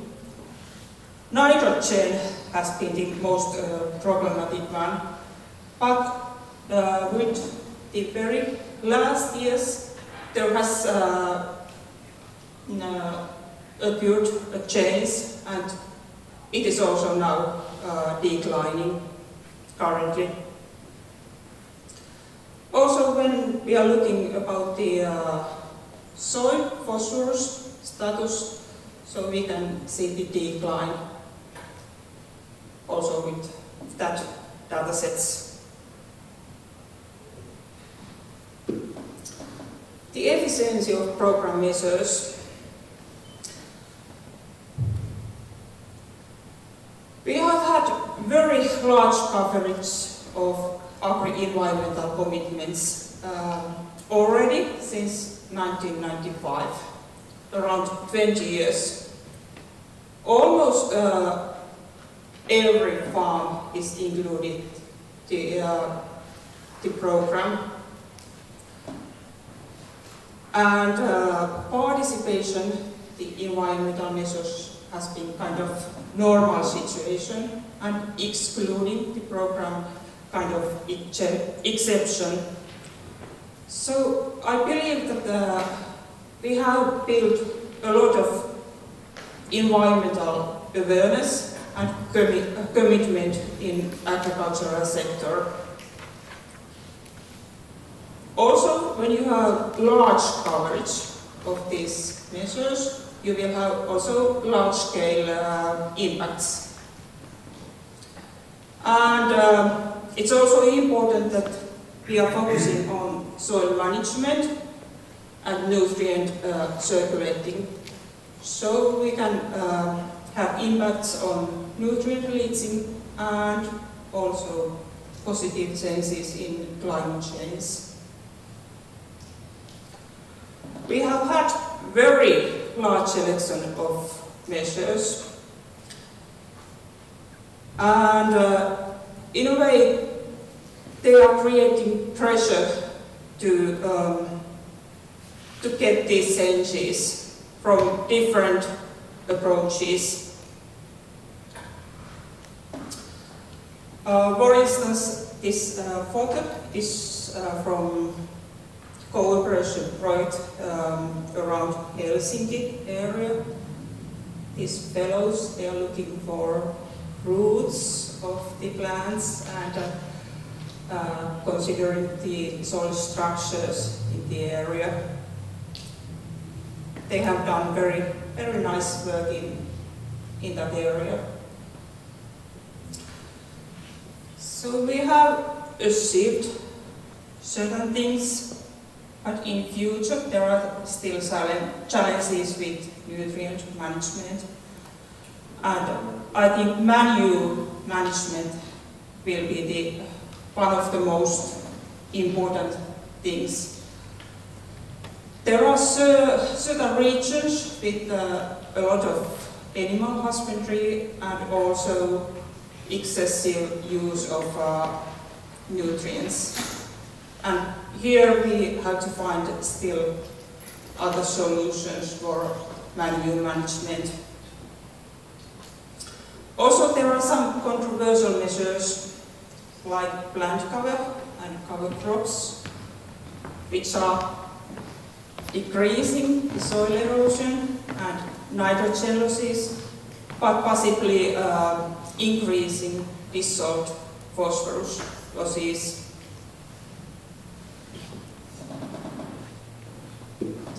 Here I have some literature.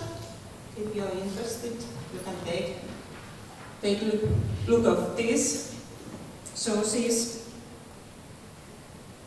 And my final water is about Finnish seaside. This guy is taking water to have sauna and to bath maybe. And I wish that you have also chance to experience this Finnish summer. Thank you.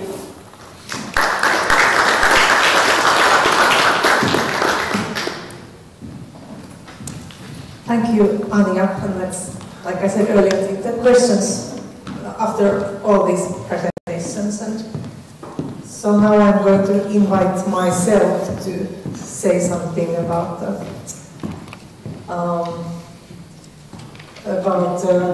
collective approaches in Finnish projects. Can I ask a favor from you, Flavio? Can you take care that I will stop in time? I have 10 minutes. Right. Thank you.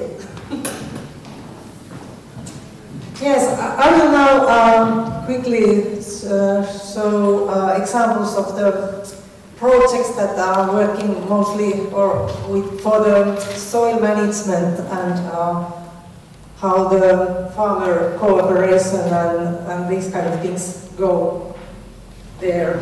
I'm totally lost now.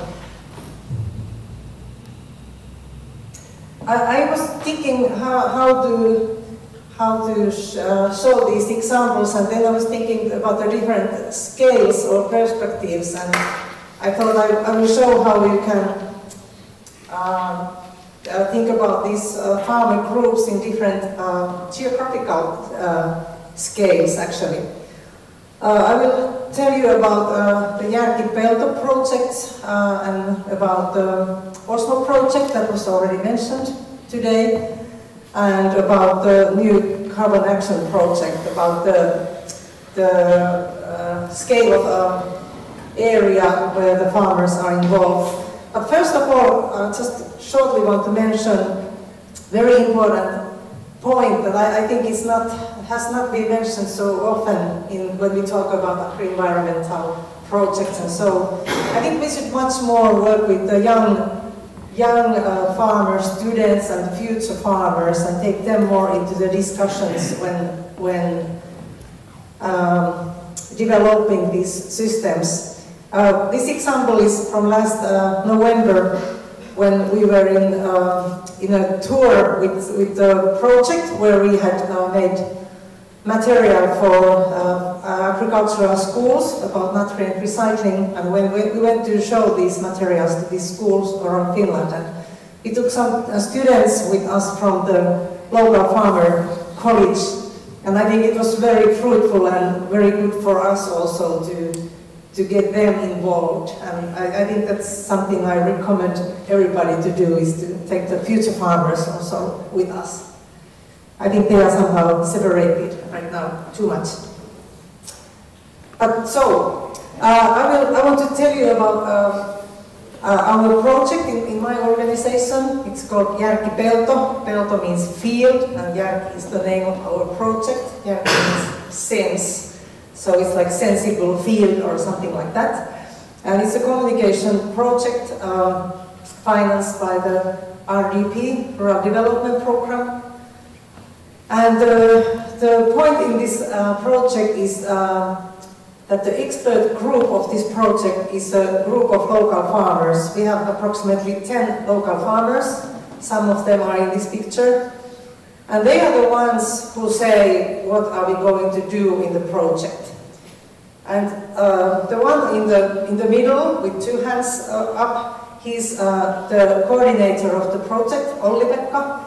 And he's farmer, and we have a contract with him, so he's not working for the organization, but with the contract. He's an independent entrepreneur and farmer, and he's doing this as a part-time job, this coordinating. And he's asking from this group of farmers what to do, what kind of speakers do you want to have, what time is the best, what time is the worst. So we hear the farmers at the very first point what kind of things we will tell to other farmers of this region. Of course, there are some goals that we want to talk about microbiology, want to talk about soil structure enhancement, and like how to prevent soil compaction and these kind of things. But the farmers, they really say what to do and when, and I think it has been a very good success.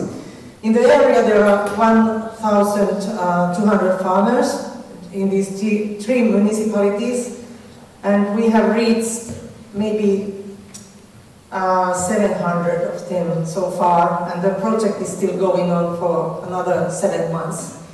So I'm really happy about this system, because I think that the farmers are the best to tell the other farmers what is going on. And among farmers there are so many who know so well about soil management, for example.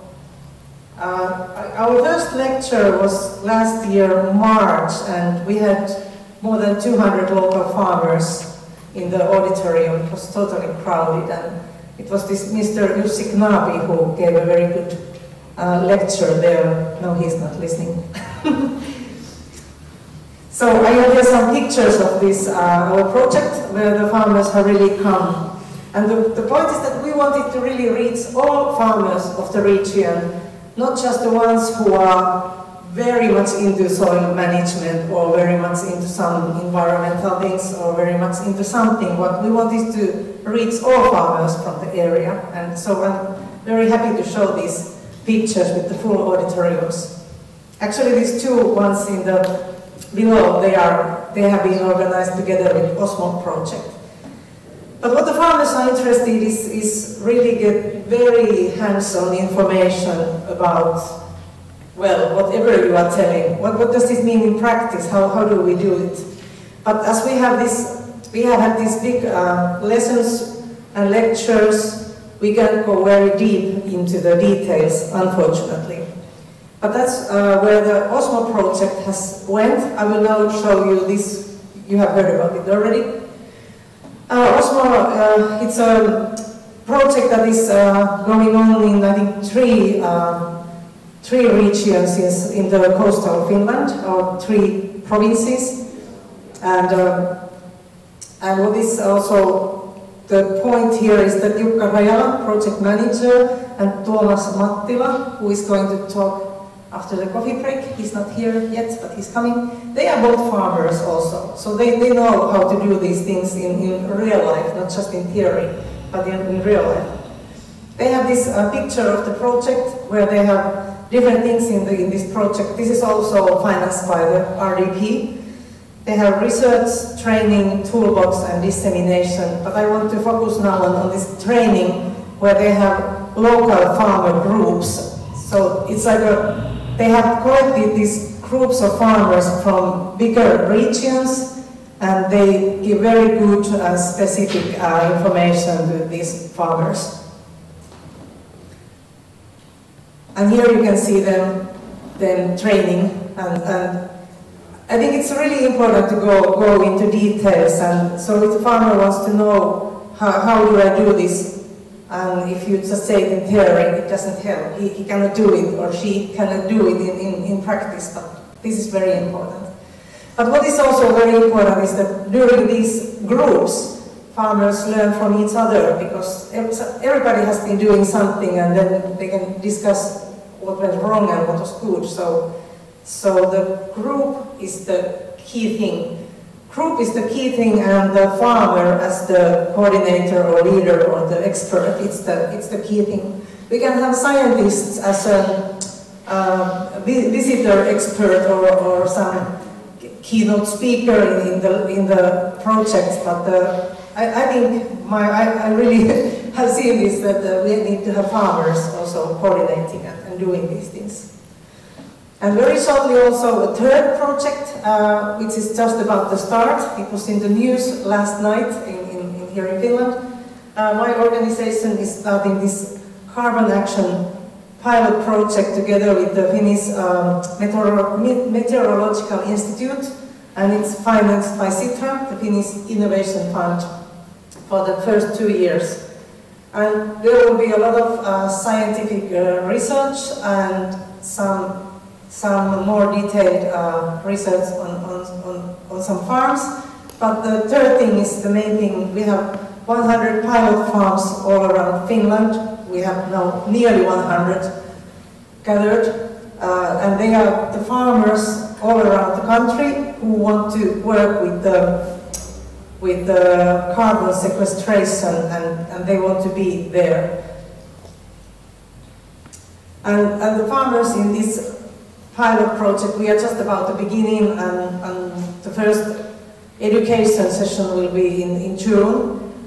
But they will get soil management education, and they can have cooperation with scientists. And what is important is to have a tailored management plan and do some special measures for carbon sequestration.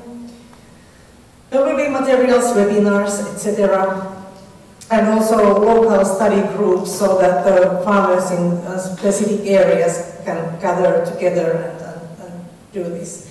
But what is interesting thing is that we have got very much voluntary contacts from farmers. They say that they want to join the project, they want to be there as part of the solution when going to carbon sequestration. But this picture I have here behind is one of the reasons why farmers are so much into soil management education at the moment. We have had very bad years and bad bad autumn, bad winter times, a lot of heavy rains, and the fields are compacted, and farmers are not satisfied with the measures they are using right now, so they want to learn more, and that's the message we have got from them also. They want to get new information, they are really eager to have new information. Now I go back to one slide from Osmo project, what they have gathered, the feedback from the participants, just show you what kind of comments the farmers have given to the coordinators of the project. And it seems very nice, and I think this is what farmers need, and that's what they want, and they are satisfied, they get motivated, like they say here. So this is what we need more. And this is my last slide. Conclusion, this is needed on all regions in Europe, worldwide, everywhere. And rural development programs can offer financing enlarge the movement. I can talk about movement. I know there is this some kind of soil management movement going on all around the world. We can really get more power to it. And these pictures, so here is, okay, you see again, last summer in a demonstration for farmers in a farmer day. And then the tractor and the tire pictures are from Osmo Project field day, where we really went to detail to see the right air pressures on tires, which is important because of the soil compaction. So we need this level the most, I would say. And that's all. Thank you for listening. Okay, maybe I didn't take too much time because Pavel was all silent. Okay, very good. Then we have the fourth presentation, and then we take questions and answers, and then we have coffee breaks. So I'd like to invite here researcher Kaisa Rastila from Aalto University School of Engineering. And you have interesting research on the water hydraulics.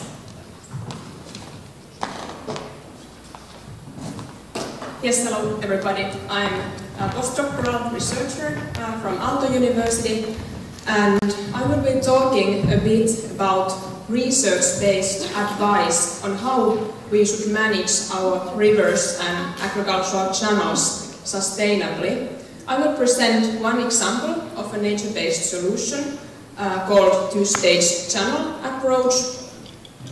And this is all very much related to the status of coastal water bodies and the Baltic Sea, because how we manage and how we design our rivers and agricultural channels influences how much of the pollutants and nutrients that originate from fields and urban areas as well, how much of that loading is actually reaching the water bodies and the Baltic Sea.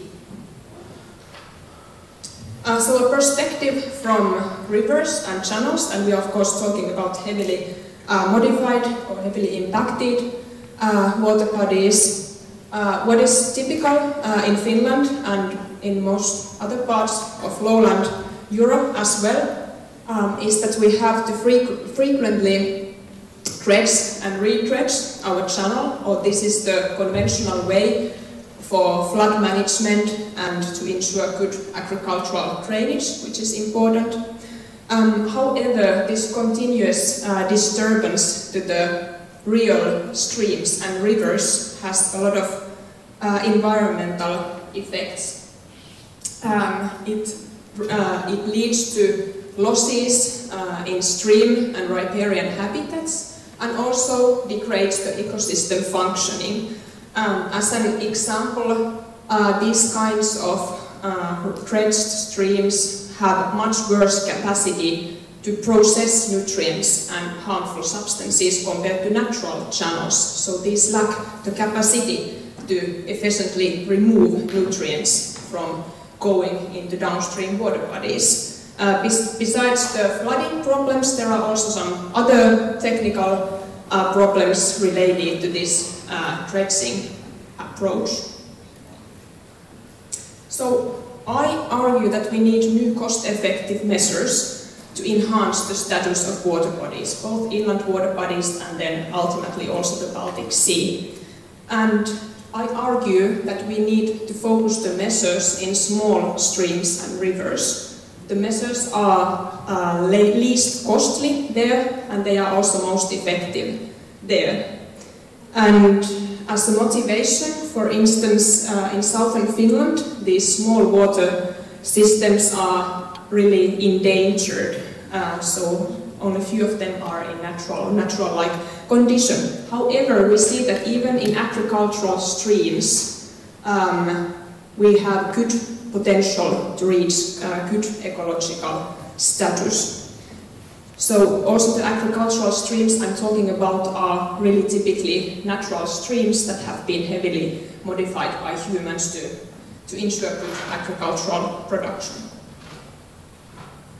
At Aalto University we are trying to address these issues by developing river and stream management approaches that would be environmentally, economically and socially sustainable, so to ensure flood management and drainage. And we are focusing on both natural and built environments, so meaning both agricultural channels and small urban rivers or other urban water features. And always when we are working with the practice, we are working really in close collaboration with the different people involved. So the consultancies, authorities, advisory bodies, cities, landowners. So from the start of the projects. And this is really essential if we want to bring the recent understanding and insights from science into the management. And also to understand what are the needs from the practical point of view for research.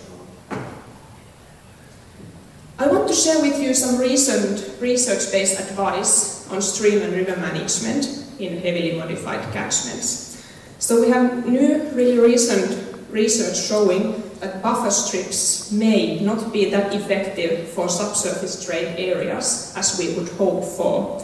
A thesis at Aalto University revealed actually that subsurface drains that are really the common method to drain fields can convey up to 10 times higher loading than overland flow into the receiving ditches and channels.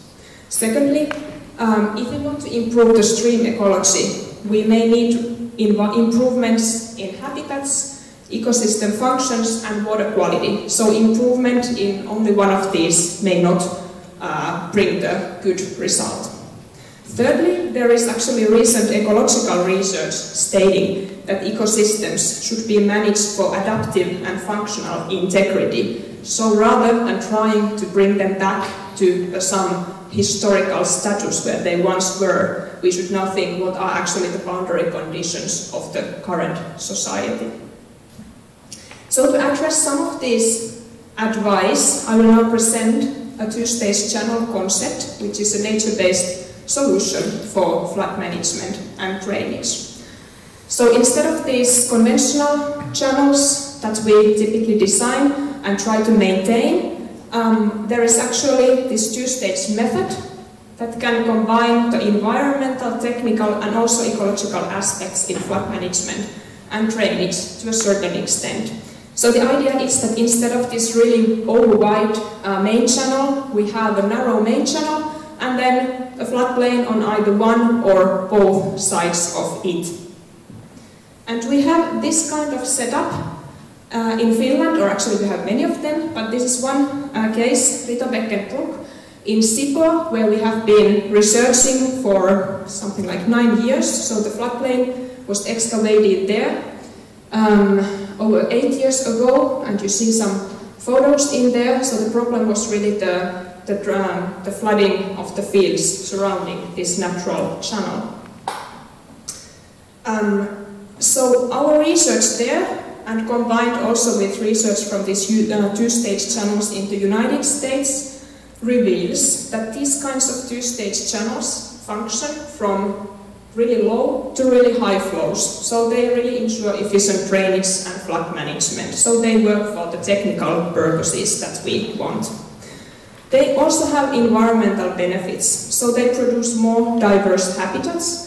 They also enhance water quality, so this is all scientifically proven. And they also have some floodplain connectivity from the main channel.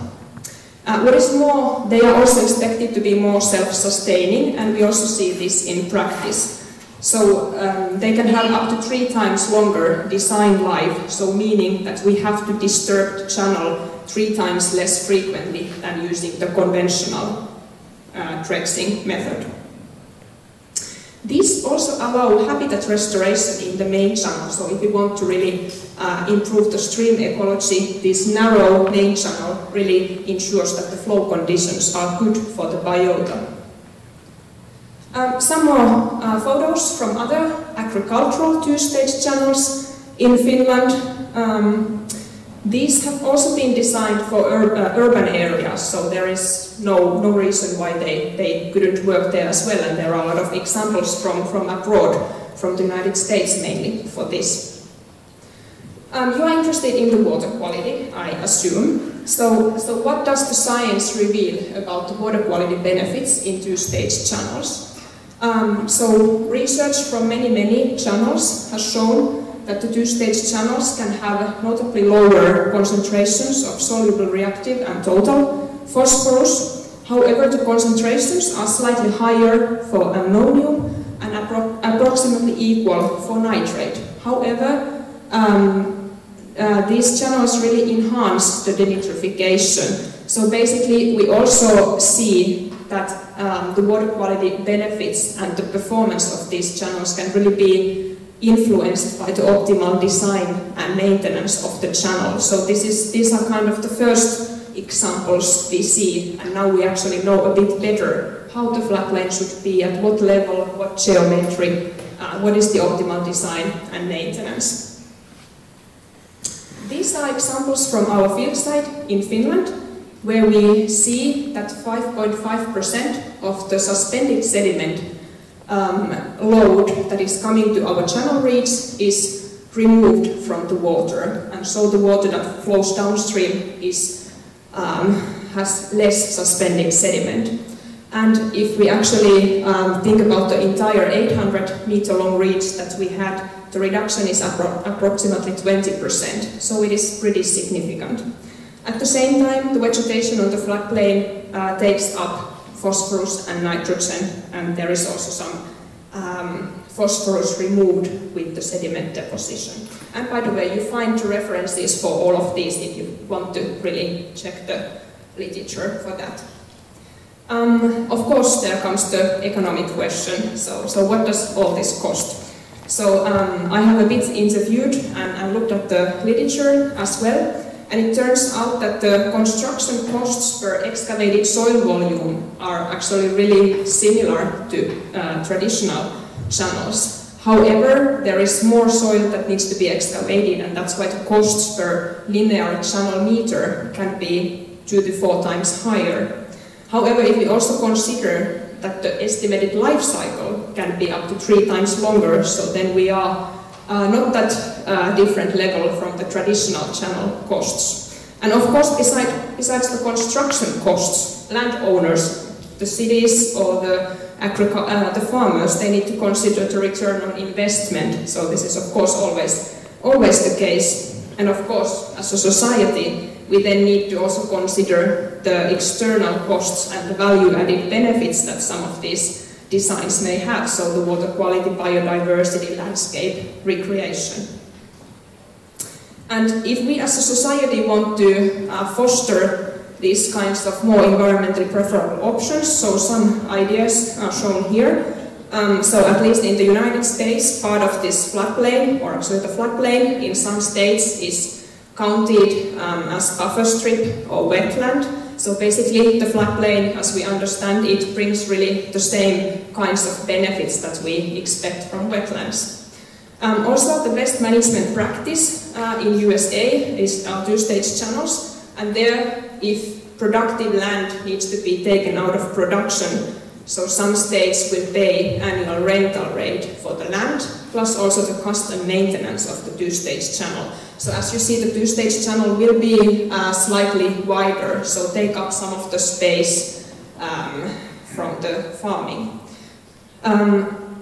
If we are thinking about incentives for two-stage channels, so actually one disincentive can be that if we consider that narrow channels are entirely falling into the subsidized field area, so then there is really the incentive to try to build as narrow channels as possible, and then it really focuses the attention on the traditional channel instead of the bit wider two-stage channel.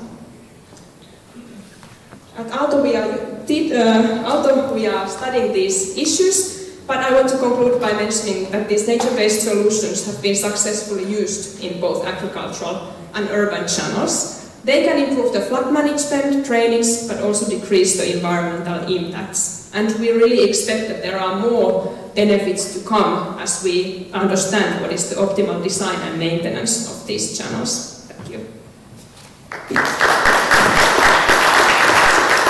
Thank you. Sorry for pushing. I didn't see you had conclusions still. Sorry for bothering you. Okay, thank you all speakers so far, and now we have some time for questions and hopefully also some answers. So, anybody have now in mind something about these presentations or even the earlier presentations? Ben?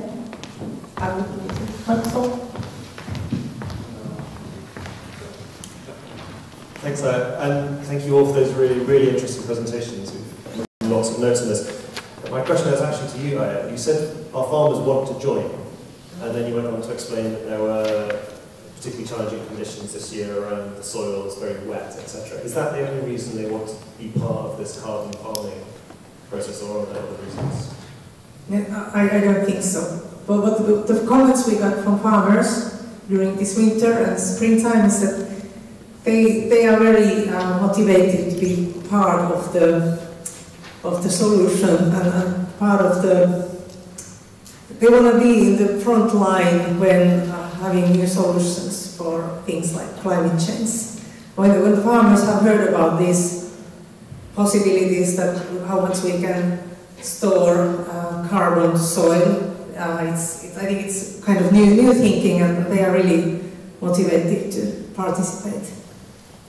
But also when I think how much we have got now farmers to our events, I think it's because they are so very interested to learn more about soil management as a whole. Actually, this local farmers union where Aino is working, you have also started a new communication project on soil management, and Sami right there is working for it, I just heard, so it's good news that we will get more and more this information to the farmers. So I think we need it on all scales and levels, on very local and regional and national and international. But yeah, the motivation is very high at the moment for farmers. But can you see a difference between different topics, for instance, soil management or water or climate change? Is there a difference between the willingness to get involved?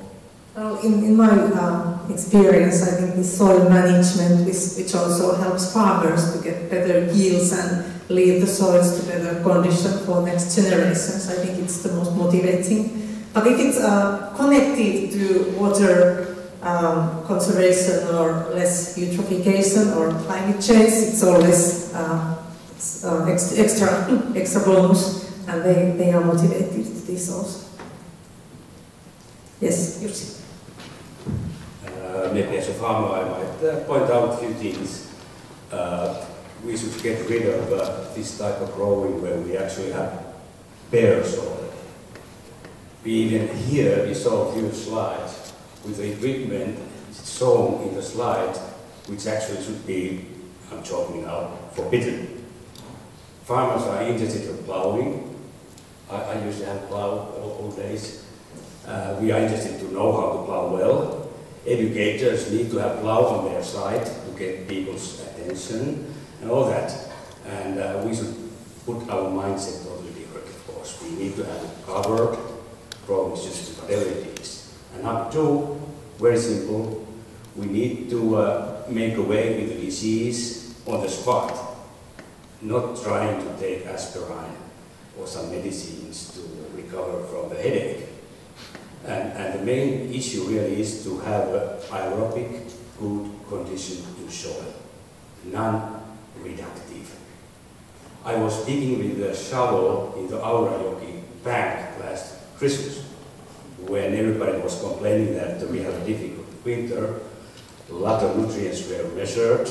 Part of those came from sewage system, of course, because they are allowed to run over the waste, but also farmers tend to blame. And it came down to one point only. Where I put the shovel down for 30 centimeters in December, and it was not frozen ground, where the structure was good, everything was fine. I waited half an hour, no water coming into that hole, because the structure was all right. that was covered farming. It could be no till, it could be grass, whatever. Then I put my shovel on plowed ground as well, only 20 meters away from the spot.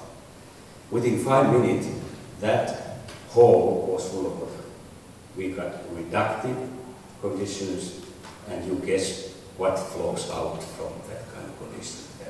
Like I said, if something is left, reactive phosphorus, which some of us are worried, of course, we improve it. So just take care of the soil structure, that's it. Thank you. Thank you so much. Other questions? Yes? Yes, I have a very practical question about these two-stage channels. What is the main reason that gives 3 times more lifetime for that kind of a channel? The reason is mainly the fact that in the two-stage channel we have the narrow main channel, so it can convey the flow so that no sediment or very little sediment is deposited on the bottom of the channel, whereas the wider channel in this conventional method results in actually siltation of the channel, and then there becomes this need for the retrenching. The other thing is that the two-stage channels have more cross-sectional area, so this also makes it last longer because the area is related to the flood conveyance. Thank you.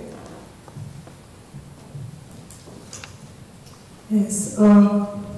Silvia there. Maybe just going back to the nutrient management presentation, I think the second one. I think it was mentioned that the measures that are more successful, let's say, more effective in dealing with nutrient management is the agri-environmental climate measure, so the intent. And I think it was combined with some advice to farmers as well. And I was wondering whether that's a bit of it's a compulsory advice to farmers that they have to get, for instance, or whether it's a package of measures or whether they can choose to use that advice or not. So the question was, is it compulsory to have some kind of advising? Yeah. From my perspective, no, it's not compulsory. You need to have this kind of one-day training, or you need to pass a kind of online exam. But otherwise, you don't have to do that. But now I'm not sure whether there's some soft methods that you cannot do them by yourself, but that's a different story.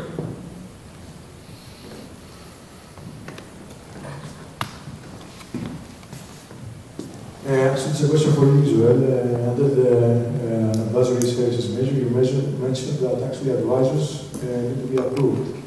Do you mean there's some kind of certification process? Do they have to prove or to go through some kind of training or show some experience? What exactly does this involve? And also, if there is a specific process, how is this funded? Yes, the process, I wouldn't say it's complicated, but it's a bit difficult because it's a competition in a way. And we chose all these accepted farmers in a competition, and they had an exam. I know Eija was there to pass the exam. Yeah, not farmers, but advisors. Yes, advisors, yeah. to get involved in this advising measure. And so the farmers, the advisors need to update their knowledge, and we are helping to do that. We are telling them that there are many sorts of projects giving training, and of course we are giving our trainings ourselves. But we as a network unit, we have a bit different point of view. We want to network and get engaged, and for instance we had a soil seminar where we had international experts telling about these things.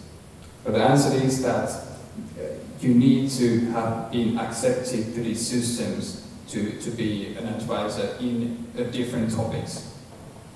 Yeah, maybe I can continue that it was an online test. You could do it on your computer, and it was on very general level. So I made the environmental advisor test. It was very general, and so it would be good to have it more detailed, but it will be very complicated to arrange the thing like that. So I have the permission to give now advisory on many things I don't know anything about. Okay, still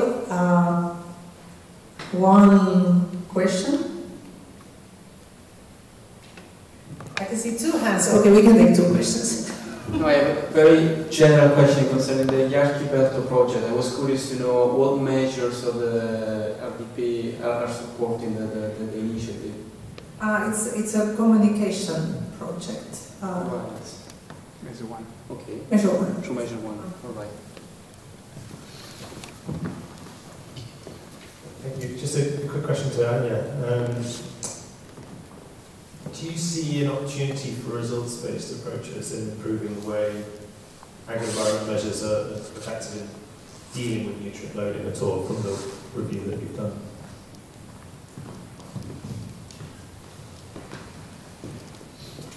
I suppose it would be better starting biodiversity measures and develop those measures for nutrient management still. There are certain problems with witnessing the results. How do you do? This is why I'm here to learn. Okay, now I think it's time for a coffee break.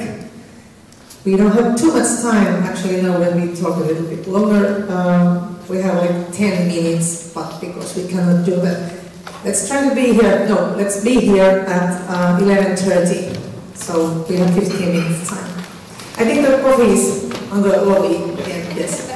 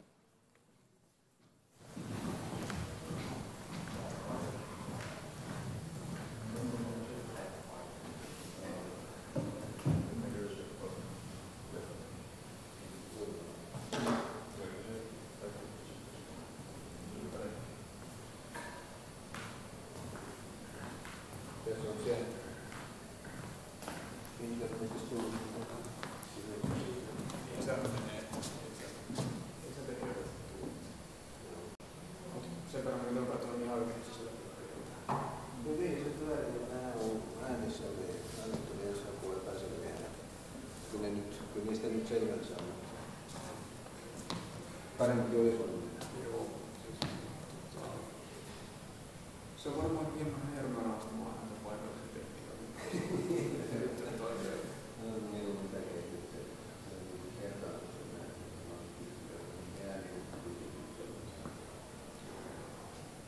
Ja sen verran, mutta katsotaan, että siellä on se sama 11-12 henkeä ollut koko ajan. Siinä mielessä näyttäisi, että se olisi lannistunut alaisuudessa. Yeah, just quickly pass you my colleague Kasia about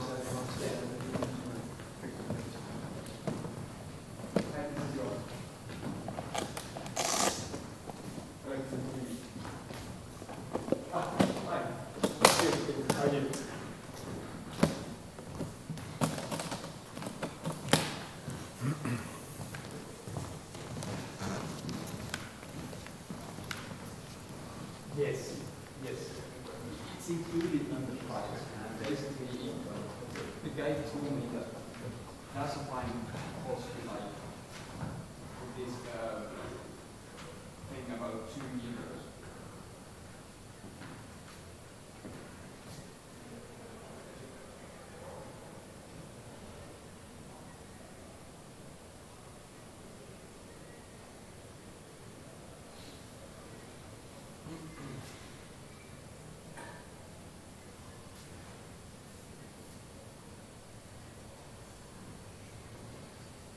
Yes, I mean, maybe it was a bit complicated to travel because I was confused like whether it is extra one or included. And yesterday evening I called this catering guy and he told me that everything is included in the same price. Okay, but that's good. Yeah. Then there's no question. No. Okay, fine. That is fine. Okay, good.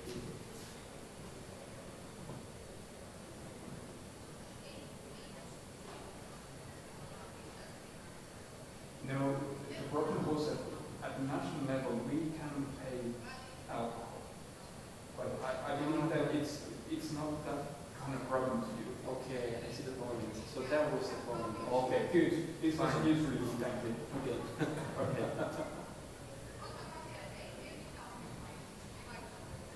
Mm-hmm.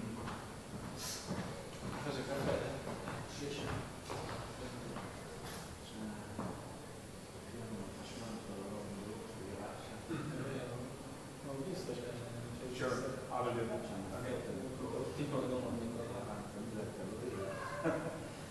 È vero, ma tu sei sempre di giusto.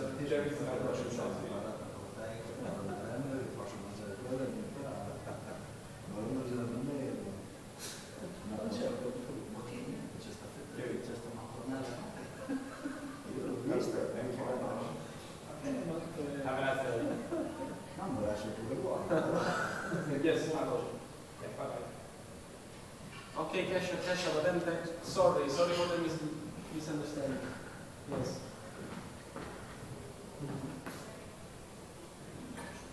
Yeah, I thought it was about the money. I thought it was something additional, but actually it's but then there is no question.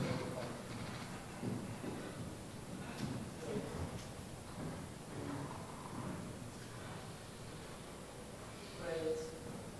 Okay, thank you very much.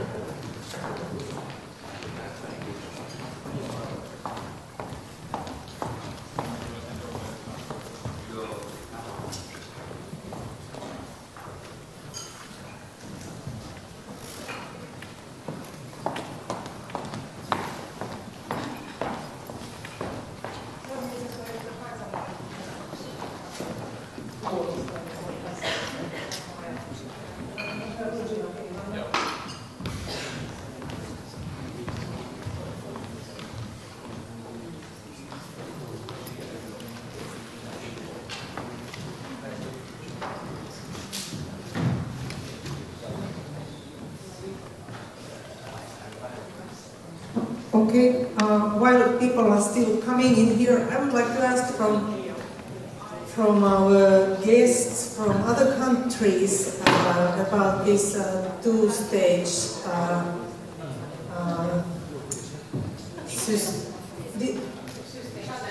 channel. Yeah, what did you say? Ditch, yes, thank you. Two-stage ditches or channels system. Do you have, like in Holland, do you have this? Can you say something to the microphone about it? I don't know if it's going to the... Okay.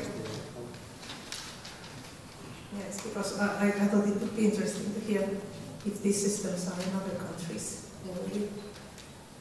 Yeah, maybe a short one. We actually have something that's they're called nature-friendly shores, and they are basically near channels we pay people to like 10-meter wide, slowly sloping. Okay. Short. Looks like about the same as the two-channel approach. Okay. Yes, I think we could learn a lot from the Netherlands for the flood protection. But okay, let's continue because time is running. So I think we have Ben here again. Okay, just go on. Thank you.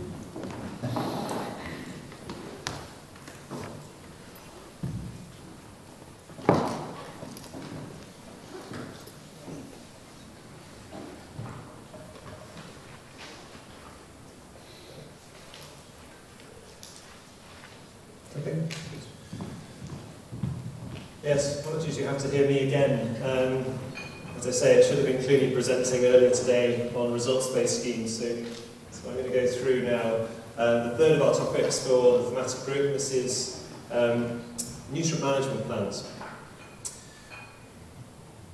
Something I know slightly more about because I've actually done the background research into this presentation. Given where we are, I don't think I need to go through this slide in a huge amount of detail about why we have nutrient management plans, why nutrient management planning is important. Quite interestingly, we saw, I think it was Anja's presentation about the amount of nutrients that are in and around Finland. And again, this graph here, I don't have a pointer, it shows Finland in a relatively positive light in terms of the amount of exceedance of nutrients in watercourses. And this is actually a projection to 2020, assuming existing policy measures are taken up, and seeing where those hotspots of nutrient loading and where the levels that are permitted or are good for the environment are actually exceeded. And you can see various hotspots around northern Italy, France, around the west of Germany, over towards the Netherlands, but Finland actually looks relatively positive in this. But what that doesn't tell you, obviously, is the actual local impacts on the ground. And as you say, you have very shallow water bodies, so the actual impact of nutrient loading manifests itself in a different way. So these pictures only give you part of the picture, part of the construct. All I wanted to illustrate really with this slide is the importance of managing nutrients. Agriculture is a huge source of nutrients to the environment, responsible for 90% of the EU's ammonia emissions, 70% of nitrogen entering lakes and rivers, greenhouse gas emissions, very topical, very critical, lots of different things going on. So managing these nutrients in an effective way is increasing political priority. One of the reasons we're looking at this from a thematic group is both the thematic group told us that this is something they wanted to look at and investigate a bit more, but also Commissioner Hogan and the plans for the future CAP look at having nutrient management plans, or the potential to have them as part of member state strategic plans, but also how do we address nutrient management more systemically through the CAP going forwards. And that is a big question. In terms of nutrient management needs, nutrient management plans, what do they do, what do they set out?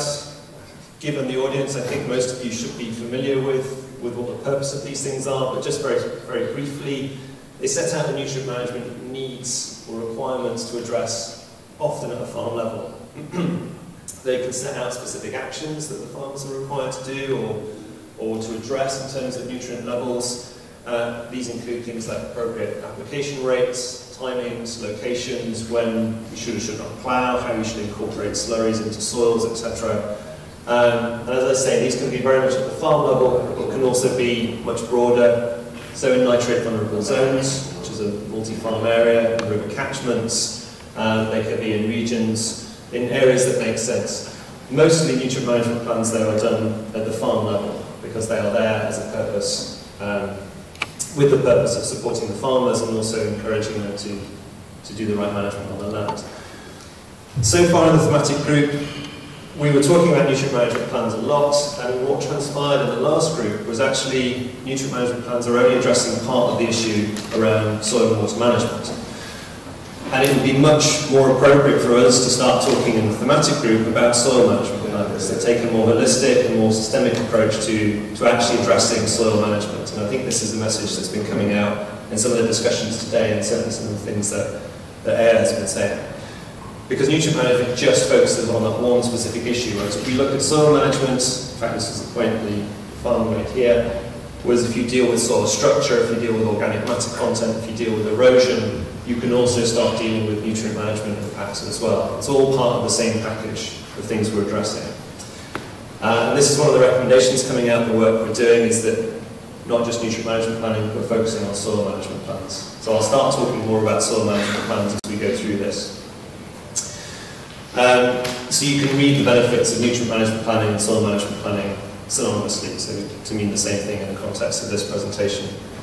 What's their main benefits? Well, as I say, raising awareness, actually informing farmers of the sorts of things that need to happen on their land, where there are issues, where there are risks. Many of these will be known, obviously, to the farmers, but there are certain things which is useful for them to be reminded of, or at least told about in the broader context of where their farm sits within a landscape or within a catchment.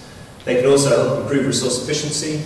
So there's no point just putting lots of fertiliser onto your land if most of it's running off into watercourses. That's costly. It's a very inefficient way of producing. Productivity impacts from that. So you might actually be able to put less fertiliser on your land or less nutrients onto your land, or incorporate them in a specific way that actually increases productivity. Information awareness, raising about legal requirements as well. There is an awful lot of legal baseline that accompanies nutrient management, so making that available to farmers through the nutrient management planning process is a real opportunity. Providing those support to farmers, but also support to managing authorities, improving monitoring of objectives. So if we actually want to look at what we're achieving on the ground, you have nutrient management plans in place that give you a means of recording what the issue was, whether action has been taken, what the action should be. So it provides a sort of cross-checking opportunity to look back and say, well, these things were achieved, these things weren't.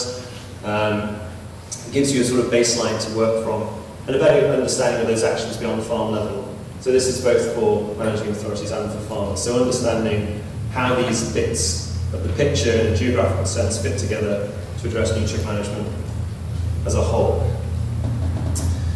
Our focus in the thematic group is not just the CAP as a whole, it is specifically what can we do through rural development programs to improve the way they're implemented and to improve soil and water management in the context of RDP implementation. So where can nutrient management plans, soil management plans be utilised effectively in rural development programs?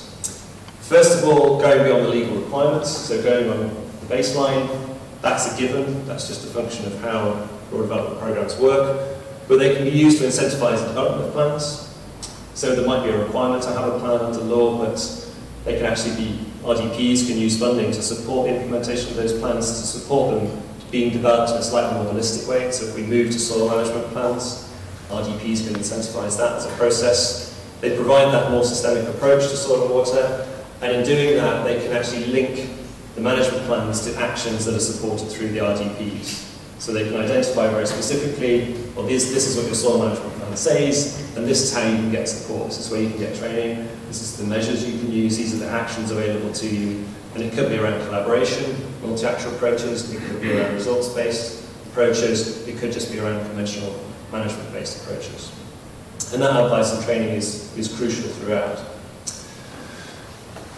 I've skipped over the first part of the presentation quite quickly because I wanted to get to this in the next slide. And this for us, I appreciate it's really difficult to read. We will circulate these around, and it is in the background papers, which again will circulate.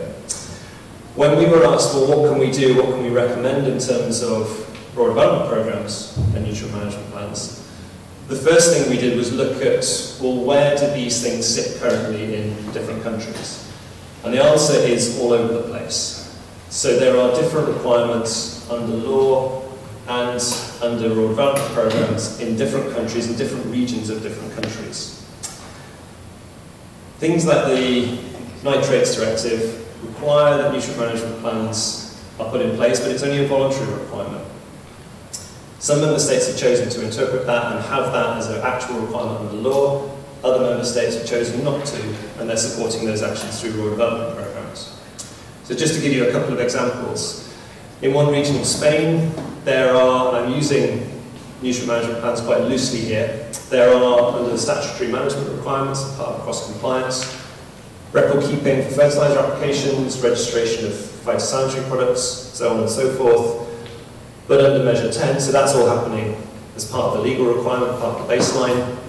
And then where the RDP is adding value is it's supporting soil analysis to establish a program of fertilisation, which you could consider as part of a nutrient management plan. So there you've got the RDP actually paying for something around the development of a plan.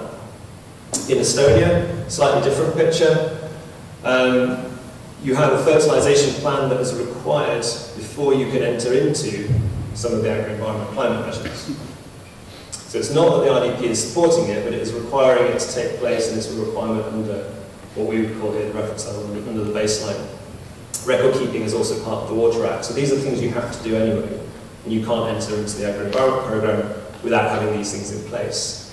When you're in the agri-environment programme, then you have the actions that are actually delivering some of the management, some of the nutrient management and soil management, things like crop rotations, water protection training, and so on and so forth. So there you've got a requirement, a sort of preconditioning requirement, before you can then operate those measures in RDP.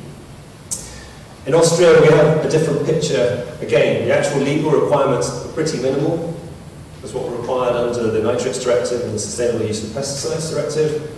But what they are supporting through Measure 10 is plans and records on fertilisation and soil sampling. So in that case, you don't have the requirement under law as such, but you do have the requirements and the support through the Rural Development Programme to actually implement the plan. And this is just 3 countries out of 28, by including some regions as well. And this is where we started to think, well, okay, so what do we do? What can we do through rural development programs? Where can they add most value to some of this? And that's what we've been basing our recommendations and conclusions on. This is just a very summary view of what's required, or what we interpret as required under law, so in terms of the baseline, so you shouldn't fund through RDPs, that's the red text, and what's required in different member states, and then in green, the specific focus on what's being supported through agri-environment climate measures in different countries. So as I mentioned, Austria, bits of Spain, and Estonia, and you can see different requirements in different countries. And I have a question to people in the audience here is, it was a bit unclear to us what was required under law in Finland. As far as we could work out, there wasn't a requirement to have a fertilisation management plan, but I noted from Joel's presentation that there are a certain number of conditions that you do need to comply with. So we're updating this and keeping this very much a live document at the moment, so we're looking for your feedback on that. And it makes the challenge quite difficult when we have an intention to do nutrient management planning across the board. What can we do and where can it fit within the RDP? 5 minutes. Okay. Last 3 slides. Okay. The recommendations here are something that we're going to discuss again more this afternoon. And I just wanted to have this opportunity, because this is a shorter presentation slot, so just the opportunity to test some of these things with you guys in the audience. Of where we're coming from in the thematic group and what the sorts of findings we're finding. So the first one really is actually, before all of this, is that we should focus on soil management plans rather than nutrient management plans. I'd be interested in your reactions on that, whether that makes sense. We found or feel that it would provide a more systemic way of looking at management of soils, addressing a much bigger picture than just nutrients. That actually having those plans in place should be a prerequisite of support for soil and water management actions in RDPs in general. So if you're going to support farmers to do these things on their lands, then actually having a plan in place should be part of that process. And there are examples of that in other countries, and we think that adds quite a lot of value to helping with that awareness raising, helping planning, part of the targeting process as well. So that one particularly. The second one is a call really to have more engagement between stakeholders. So it's ministries responsible for implementation of legislation, so those people required to implement things in the law, those who are designing the RDPs, having that engagement to see where RDPs can really add value to that process. And again, that differs country by country, so it's quite hard to be very specific on that point. And then involving stakeholders groups as well with interest in this, so farmers, academics, research institutes and so on. Clear priorities linked to RDP needs assessment. It's a fairly obvious point, but linking that back then, if you've got a plan in place that's setting out the things that, the issues and the needs and the actions, and obviously linking that to the broader set of needs review or RDP, so you can take a bit of a broader picture across a wider geographical area. Something that comes up in the results-based approach is very true here, your actual ability to measure impacts. So it's one thing having the plans in place, but if you can't actually measure the results of some of these things, then how do you know your plan's been effective? How do you know to address that? And again, thinking through those impacts and indicators. Ongoing monitoring and review, part of that process. I think most crucially, RDPs have an opportunity to set out which measures and packages should be used. So this might be combinations of measures, it might be using collaboration, it might be a cooperation, targeting of specific actions, and linking that very clearly to management plans that are in place. Whether they're in place under law, whether they're being supported through the RDPs, this is where the RDP can, and the design of that can really add value to this.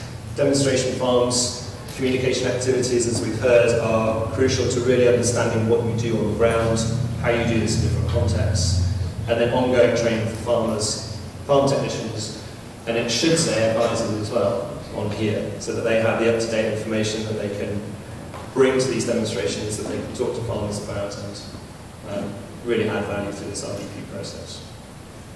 I'm going to stop there because there's other bits of the slides which are for the discussion this afternoon.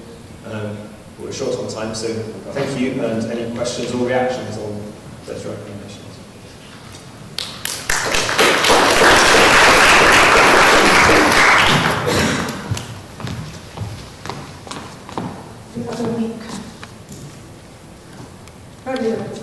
I think I lost it somewhere.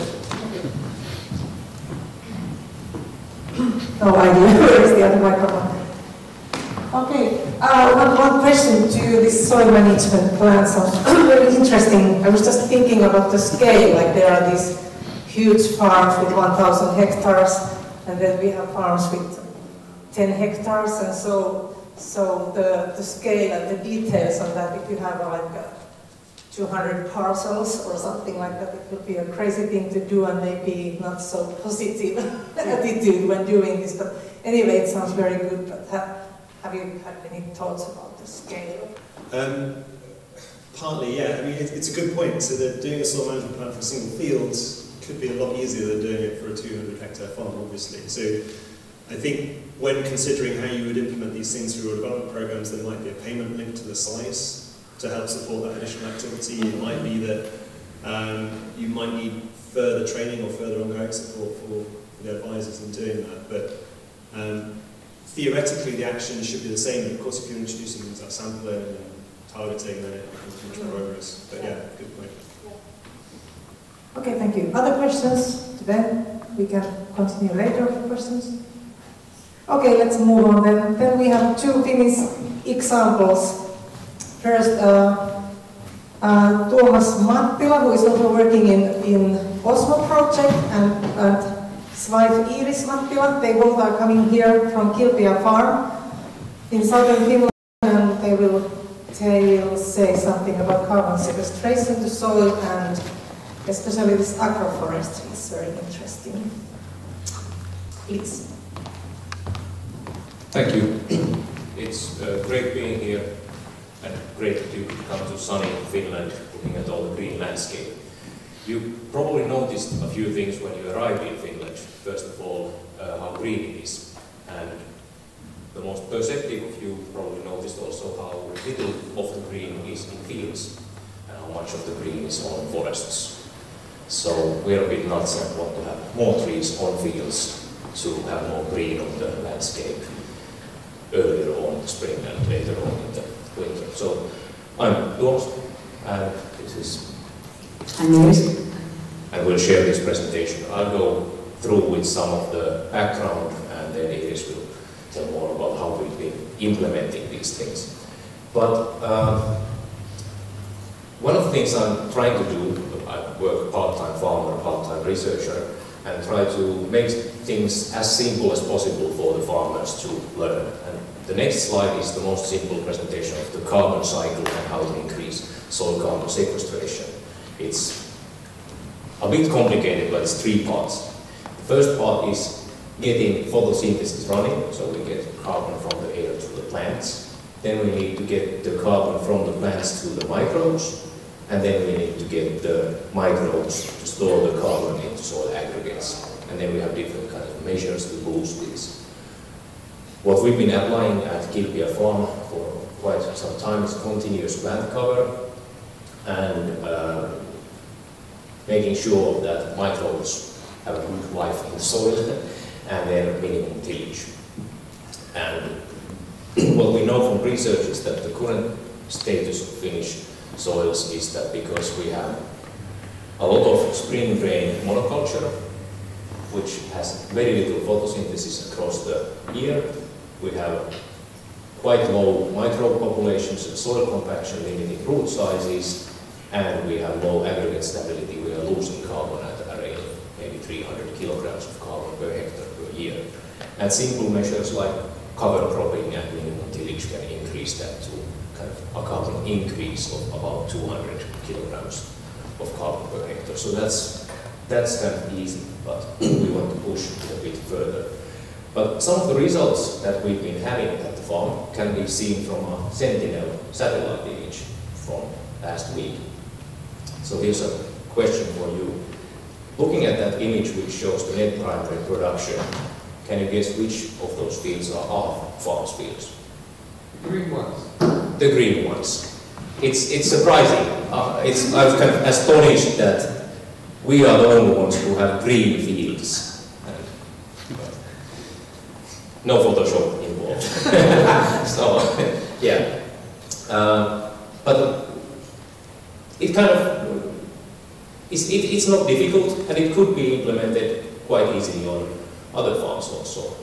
And these measures have been highlighted also by the 4 per 1,000 initiative, which from France and which Finland is also involved, that measures such as never leaving soil bare and working it less and introducing more intermediate crops and other crops are really important ways of increasing carbon sequestration. But that's only 2 out of 5 tricks that they present. And then, since we've been doing these also already, and we've been kind of trying on Kilpia Farm to demonstrate and experiment with also agroforestry and maybe later on pasture management and soil restoration. But to the agroforestry part, this is virtually unknown in Finland, and there are heavy regulations against introducing trees to agricultural fields, which of course sounds very interesting, so we tried it out in 2013 already, which was of course completely illegal in the sense. I hope we don't get a check on this. So the situation which you'll hear more about soon is that quite typically for a Finnish landscape, there's a large plot of field separated, and it separates forest areas. So our plan was to introduce an ecological corridor between these 2 forest areas, provide erosion control by putting the forest strip on slightly off contour to provide more even water to the steeper hill, and also to provide beneficial insects and windbreak over this area.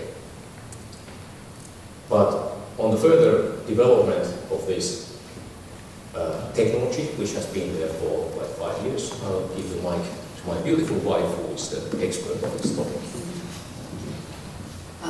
Next slide. I am not used to talking to people, especially in English, so I made a speech which I will now read for you.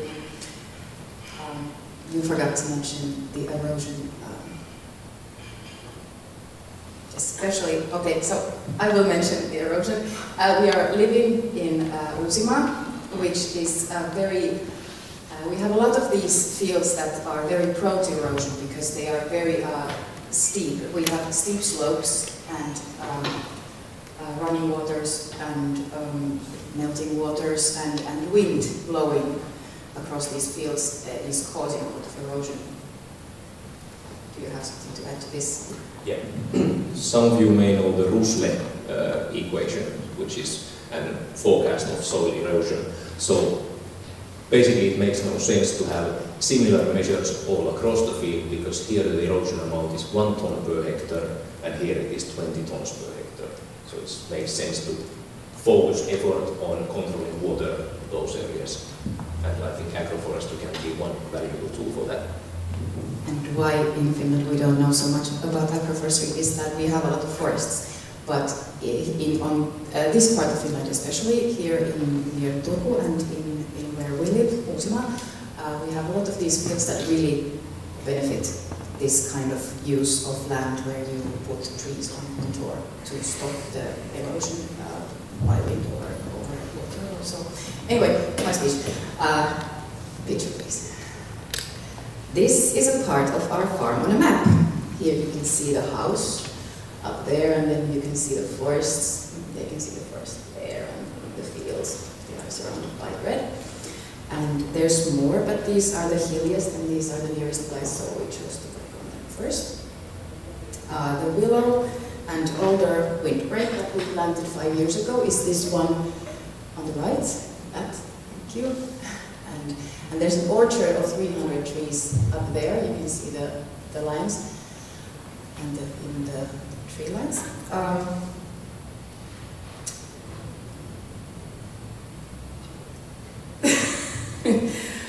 It works nicely. This tree line with willows and alders, it works nicely, but the roots blocked some tile drainage. So we learned, and it can be avoided this time. There is a range of tree species that do not grow their roots in tile drainage, according to some experiences. For example, oak or black cherry, but these need to be tried out to see what works. And then, in addition to this 300 tree orchard, we're going to expand according to these green lands, because the slope where we put the trees is steep all the way, so it's going to be bigger. And here's what we're going to do next. There's going to be another tree line down there below the older tree line, and then there's going to be 2 more, one up there and one down there. They are going to be tall berry bushes or such, like you can put Siberian pea or grows even 5 meters. And on the higher slopes there's going to be apple or pear or cherry and some hardwood trees. Higher lines. And then a little river runs down here. And we are planning a riparian buffer zone of native Finnish grown vegetation and trees and some more special and valuable hardwood trees in between, just to see how it will work. And you can, for example, use black walnut or witch elm, or this kiiltotumi, which I still don't know in English. And we're going to try those out. There's some views of the farm. You can see that older windbreak, and there's the orchard, and that's kind of what it looks like. It's hilly. Basically, doing this is really easy. It's a beetle bank kind of flower strip the first year, and the next year we will start planting the trees. The only problem is that if we want to plant anything but fruiting trees, we're not allowed to do that on an arable field. There can only be 50 trunks per hectare, and that needs to be permanent pasture according to the regulation of subsidies. So I can imagine that just won't work for most of the farmers. We are planning on taking this riparian buffer zone by the river off our subsidized grain production area in order to be able to make it, and also that probably will not tempt a lot of farmers. The fruit trees on contour, instead they will work fine even with the current regulation, because the regulation demands 400 trees per hectare.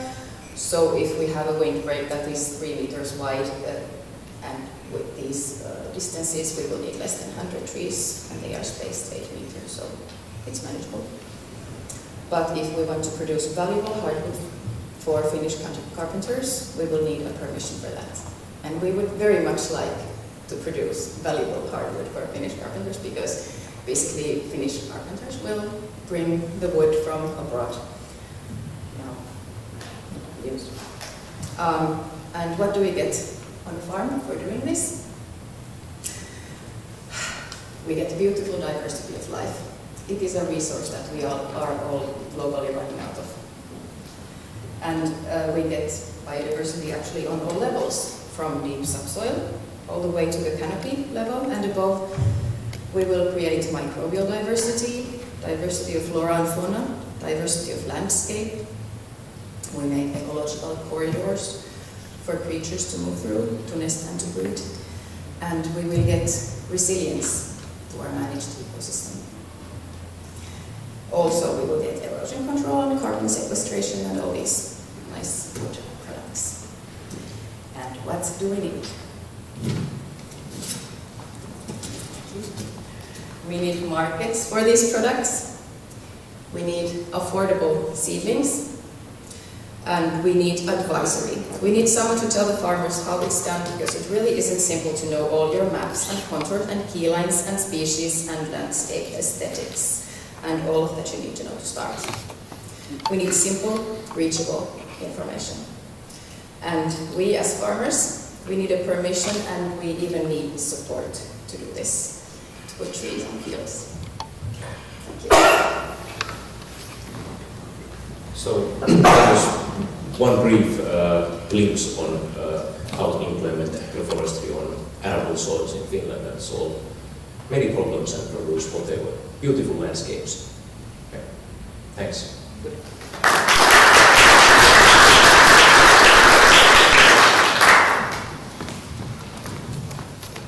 Thank you, Iris and Thomas. Let's take the questions a bit later, so we still have one more presentation. So if you have questions, hold on for a moment. One more presentation. So it will be Mikko Ortamala from Drainage Center of Southern Finland who will open us something about this water management, and especially its challenges, like you have heard before that we have some challenges with water. Hello everyone, my name is Mikko Ortamala and I work as a planner in the Drainage Center of Southern Finland. And I mainly work with the drainage and water protection in agricultural areas. I have worked with this subject and with farmers for 8 years now. And next I will tell you about holistic water management in agricultural areas, the problems we have with the flooding and with the water management in Finland, and also the possibilities how we can imply and improve of these actions of water management.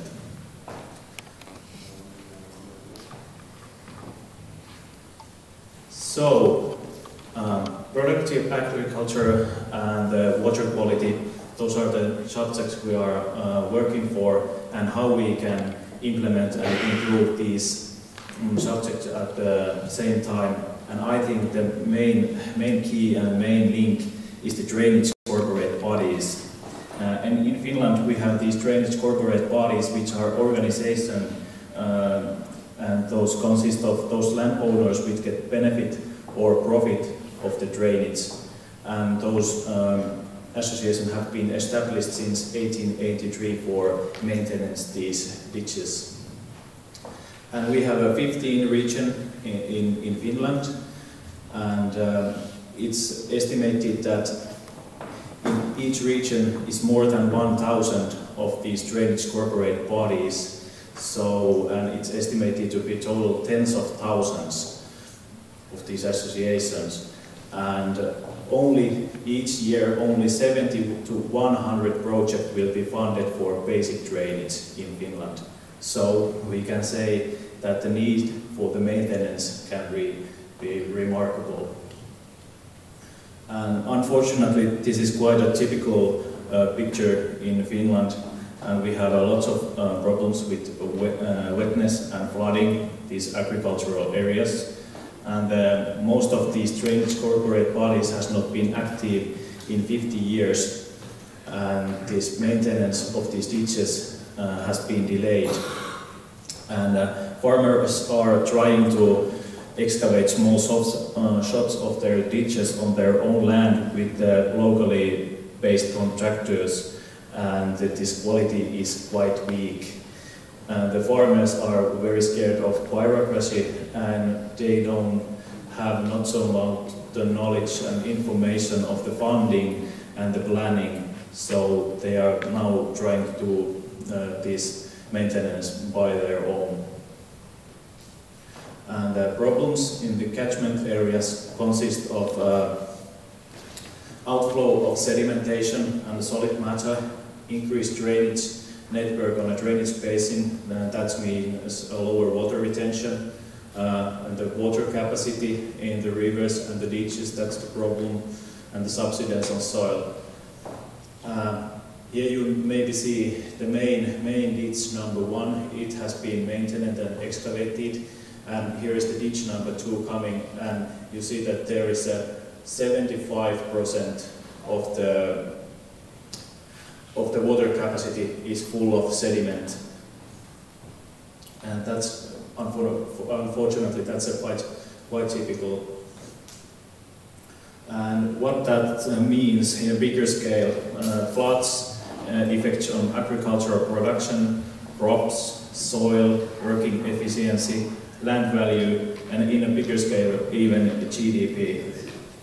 And here is some important observation of Raha project, where Pasi Valkama, researcher, has noticed that the problems of these risk areas were thought to be cultivated a poor soil structure, drainage problems, and lack of vegetation cover. And a nutrient load is not borne evenly from all the field plots. And when we focus these actions to these problem areas, we can get the best profit for the total load. And here you can see, here is the air photo from the Baltic Sea near River Porvonjoki, that the floods causes outflow of solid matter and nutrients, and over here you can see the solid matter is coming from the outflow. And also we have to remember that floods affects to value and upkeep the infrastructure too. So what is this holistic water management? Holistic water management consists of those actions in the fields, ditches, rivers, lakes and the sea, whole package. Actions of basic drainage, local drainage and the environmental water management. And our priority is to prevent flooding and surface flow and outflow of the solid matter and nutrients. So, as we have said earlier, good soil structure and workable water management are the basic requirements for productive agriculture. On the other hand, to reduce the outflow. And what are these practical actions? Actions in the outflow area, so in the field level, are the basic and local drainage, management of the soil structure, suitable land use like plants, cultivation, fertilizations, and construction for the control the water level at the summertime. And environmental water management, so in the ditch and the river level, like artificial wetlands, sedimentation ponds, bottom threshold and dams, two-stage drainage channels, and flood protection buffer zones, and water management on the farm areas, like in the, for example, the waters are coming from stables and cowsheds, and the actions in the rivers, lakes, and the sea. Here is the same, but a little bit more specific. And I think this is the most important slide of this whole show. I call it drainage basin activity model. So how we can prevent the floods and outflow of the solid matter and the nutrients in a drainage basin. So first, I think that we have to reorganize these drainage corporate bodies again and do risk and flood areas analysis and measurement, so we can find out where are these risk areas and where are these drainage corporate bodies. And after that, we have to create information systems to farmers and focus this information and the actions to these problematic areas. So we have to do this holistic way from the field level to rivers and ditches to the lakes and the sea. And at the same time, we have to do cooperation with authorities, municipalities, foundations, associations, designers, contractors, researchers, scientists, advisors, farmers, and the landowners. So we have to do this systematically. That's the word. Now I think there is a kind of anarchy and chaos because farmers are trying to do this on their own. And here is a photo of this spatial information of drainage corporate bodies. So we have now the information where these are on a map level, and when we find out where are these risk areas, we can mark them and make a contact for those drainage corporate bodies and those partners. And how we can notice, somebody told this Rusla model, but also with the air photos and altitude models we can see where the problem areas are. For example, here is the one flooding problem area. You can see it's totally wet here, and from the altitude model you can also see that that's the lowest part of the field. And from the soil type map you can also see that's the same place. It's a peatland and muddy clay. And with from old drainage maps, there's a lots of good information too that we can take care about. And the field measurements, they identify the possibilities for implement these actions, and I think that that's the most important part if we think this whole project and whole work. So only with the measurements we can identify is this those two-stage drainage channels, wetlands and so on. Is it possible to build or not? And like I said, that focusing these actions to problematic areas and informing these areas drainage corporate bodies, we can implement the holistic water management actions nationally. And here is our pilot area, holistic water management pilot area in Hartonbecken ditch in the river Lovisa's drainage basin. And there we have, in first time in Finland, did all these actions that I mentioned that we could. And I don't know, maybe also first time in Europe, I don't know. Here we did two-stage drainage channels, bottom dams, sedimentation ponds, do the excavations and maintenance for maybe almost 10 kilometer, do the maintenance for the drums, and left the protection area here for the brown trout and so on. Here's a couple of pictures about this excavation. Here is the traditional excavation, those areas we couldn't do those, we couldn't build these two-stage drainage channels, and here is the costs. And water level set down 1.2 meter on average because the maintenance. And here is the pictures of these two-stage drainage channels and the costs for those.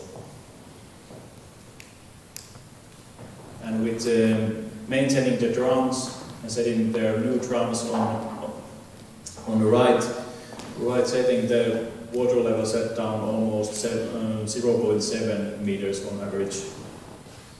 And we did their construction for control the water levels at the summertime.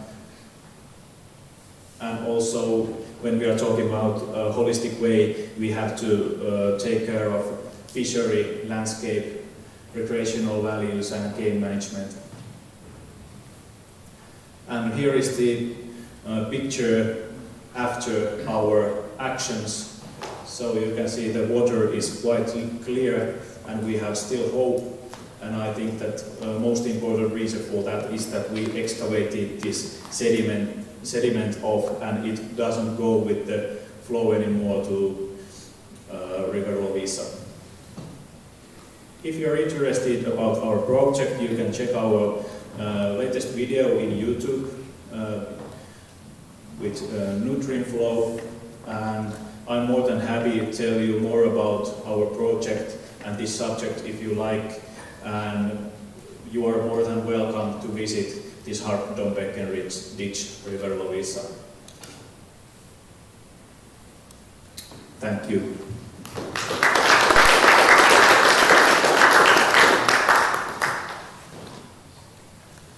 Is there any questions or time for that? Yes, actually now we have the session for questions and answers. If you have now any questions right away about this presentation, we could take it very first and then go to the others. Yes. Yes, there is one.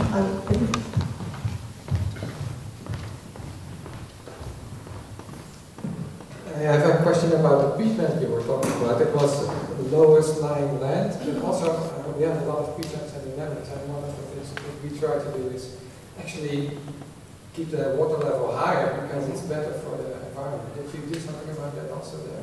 Yeah, we have only, I showed you this picture before.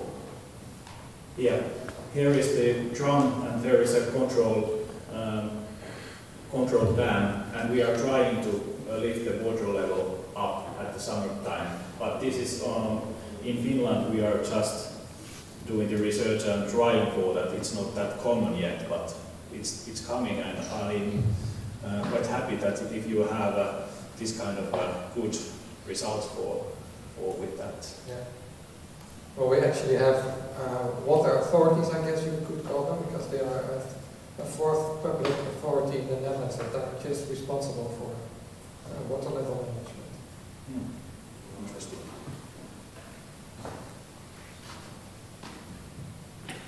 Okay, Ben. Thank you. A question on this presentation and for some of the presenters before. I realise I don't know what happens to all the sediment you take out of the ditch.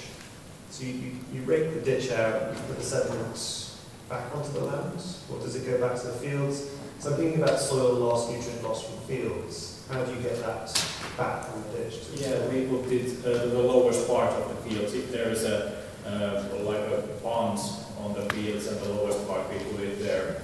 And the most important thing is that you can put it just right of the edge of the ditch, that it won't become such a pump that block the surface flow. But it's not evenly distributed back over the field, it goes in certain... It depends the shape and the topography of the field. Okay. More questions?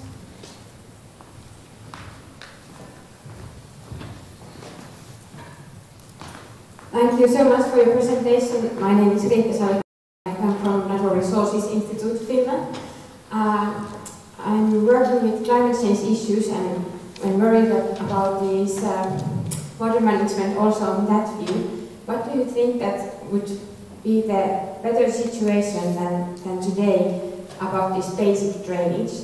How to, like, who should carry the responsibility to improve that situation in your opinion? As I said, I don't know if this, I'm going to answer your question, but I think the situation of basic drainage, it's not that good at this point. So the best way to improve and implement this is with these drainage corporate bodies. And that's quite hard to, Kaisa told us of those two-stage drainage channels, but the most problematic thing in my territory is that there is a quite of high differences between the surface of the field and the bottom of the ditch. So there is not so much flat areas, or the flat areas are flooding, but there can be very big changes in topography. And if you have lots of difference between the surface of the field and bottom of the ditch, it means that you have to excavate a lot, many cubic meters, and it's quite expensive. So yeah, that's very problematic, and there is no easy answer for that. But I think that that's the most important thing, that we have to start this work systematically from these risk areas. Okay, I was just thinking now maybe we could take questions to other speakers. Maybe Iris and Tuomas, maybe you could come to the front just to remind people about the previous presentation also, and you can stay here also. So, any questions to agroforestry also? But, well, Jussi had a question. Yes, like a warm-up for you, actually. We come from the laser world. All our drainage companies still mainly use lasers to do the planning stuff, do the tiling, control all those. And that has kind of left us lagging behind of the contour team, what actually Tuomas has talked also before, that we think about contours, not like planes. So with those plows, for example, we have made our own lakes on our flatlands, because we like to plow one way every single year if we plow, and so we made those shallow lakes, which we call fields. They are full of water. And now that we have this GPS-based new technology, and we have the tractors to do this precise leveling, that way should we implement this technique to our next environmental program.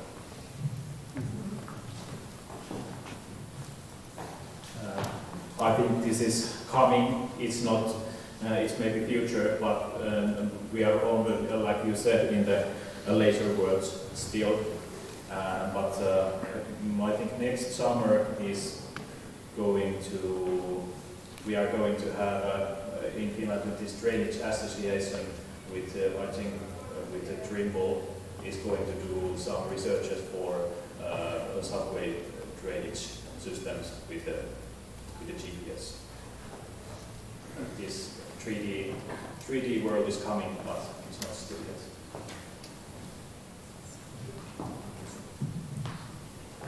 Yes, with these RAS-led maps, you can see very easily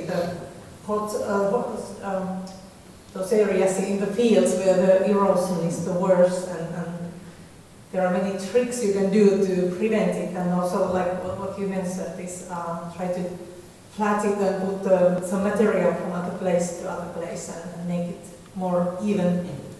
That would be very, very good, at least here in Finland. So I don't know, do you know these systems in other countries? I don't know if you got the point, how to, with the GPS you can make the fields more even. Yeah, field leveling, yeah. Are you familiar with this? Yeah. That's a good thing. Somebody, you want to say? I'm full of questions. This is Iris. Thomas, first your English is excellent. So so you shouldn't. Very well read. I think I can say that as probably the only native English speaker here. So. I have a couple of questions and comments. One, you talked about hardwood from the older trees. Do you plan to coppice them? How will you harvest them if they're a windbreak? So that's one question. Could you benefit from RDP forest measures? So particularly measure 8.2, which is to support agroforestry. And the final question is, will you monitor soil loss at all as part of your process? Because you talked about putting the trees on contours and stopping erosion and so on. So the question is three questions. Yeah. We are planning to use alder as hardwood, not coppice. The willow was originally planted as coppice, I guess, but basically it's been a windbreak all the time.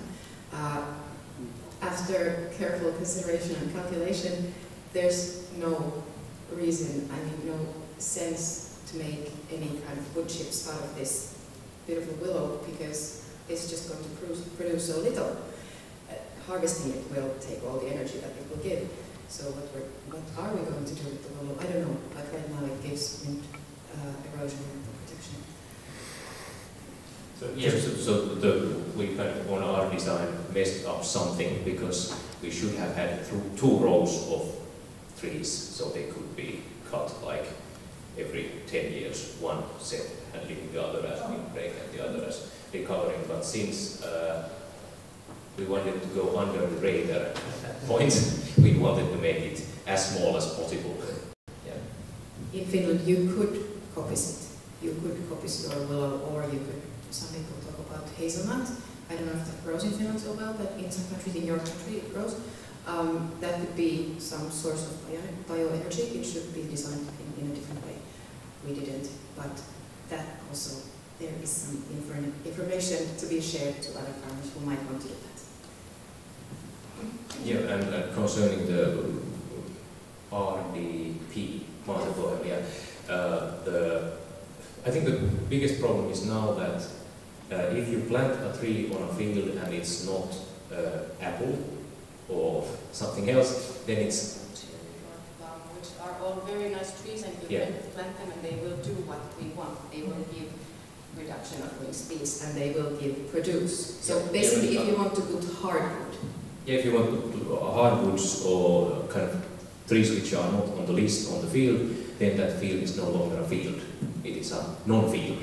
So it's kind of, I think in other countries it's tolerable to have 3 streets on fields and it would be still considered a hedgerow or a field margin or such, but in Finland currently the situation is that it's okay to plant. I asked from the ministry, they said it's okay to put these systems in as long as you mark them as non-fields and put them on a GPS and have a 5% accuracy on pointing out each tree on the lines. So, but does it make any sense? No.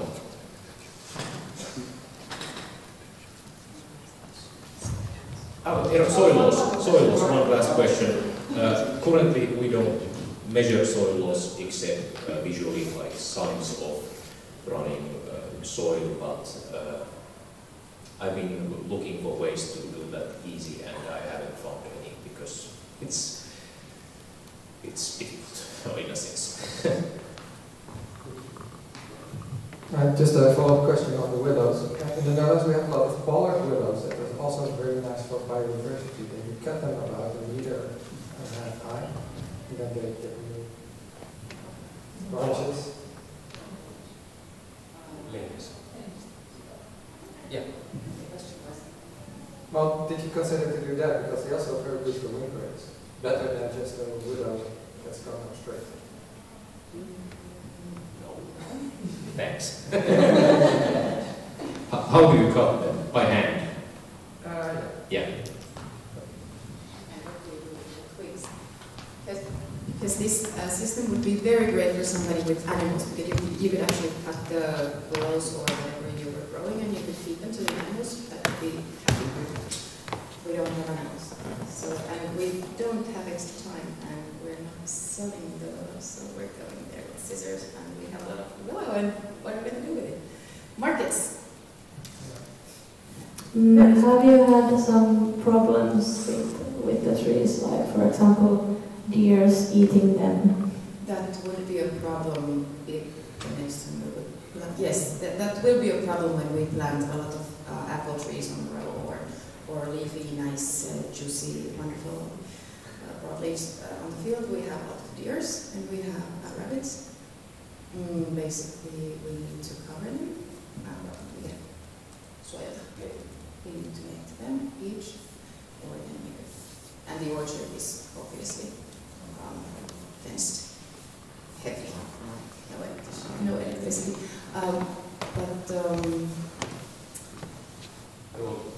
Willow, no problem. The I think the willows were just happy. They will not eat the rest of it. Thank you very much. Oh, this is nice. Yes. Yeah, maybe we can later today talk more about this agroforestry, like how is it in other countries. I have heard that maybe from you too, that in France it's quite common, or at least it's allowed and it's in the systems, but how should we get them also to other countries? Because here in our area we have a lot of places with erosion where we could have good benefits from these trees. And not just for the erosion control, but also for biodiversity at the same time, carbon and other nice things. Okay, now I think it's time to end this session. All I want to say at the end is that I think with these presentations and discussions here, we could see that they are all one big holistic thing. If we talk about soils, water, carbon, climate, biodiversity, and so they all just go together. Very challenging, but also very interesting is to think how can we more holistically plan these measures so that we can get all the benefits for different things and solve many different, maybe environmental problems at the same time with those clever, right measures. That's what we really have to think. I think this holistic was the word of this day, and it came when we talked about nutrient management plans, soil management plans, holistic water management plans, and then I also want to add the biodiversity management plans. That's something we used to talk about. But we should make them somehow together, not like one expert of water management is doing one plan and the soil management advisor is doing the other plan. And so they cannot be separated. This is going very difficult, but let's not worry about that right now. Yeah, I want to thank you all for these discussions and presentations and for being here, and also those who have been at home or somewhere else watching this. 4 things to remind you, and then we are ready for the lunch. This was the thematic group meeting mini-seminar here in Finland, but in June, this same thematic group is arranging a seminar in Brussels. It's 14th of June, so you are all welcome there and hear more about the European examples. Then also our European committee here in the front line say that they would like to have your comments. If you didn't do it now, you can do it later by email. Whatever comes to your mind, and if you want to get your opinions further, then please do it. Because on its best, we can maybe improve the future programs and future systems really by saying and doing things. Thirdly, the website of ENRD, European Network for Rural Development, the materials that come to this topic, they are there, and the presentations that were kept here today, they will be there in a couple of days or something like that. Yes. What about the web link? What is the web link? How can we say it the easiest way? where you can find them maybe by Googling ENRD, maybe they translate that, but can you say something more precise?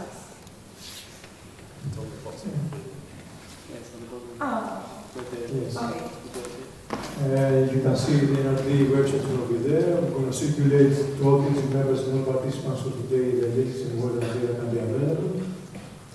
And also we need to consider whether we can also have the live stream recording available, but this is something to be discussed also technically with our website, but it's going to be all part of the information that we're going to circulate in the next days. Yeah. That's it. Okay. So you will hear from us later. And the fourth thing is that keep on talking about these topics and talk to different people and hear the opinions and take them further to the finish line, because otherwise we cannot save the world, which is our goal, right? Okay, thank you everybody, and now let's have some lunch.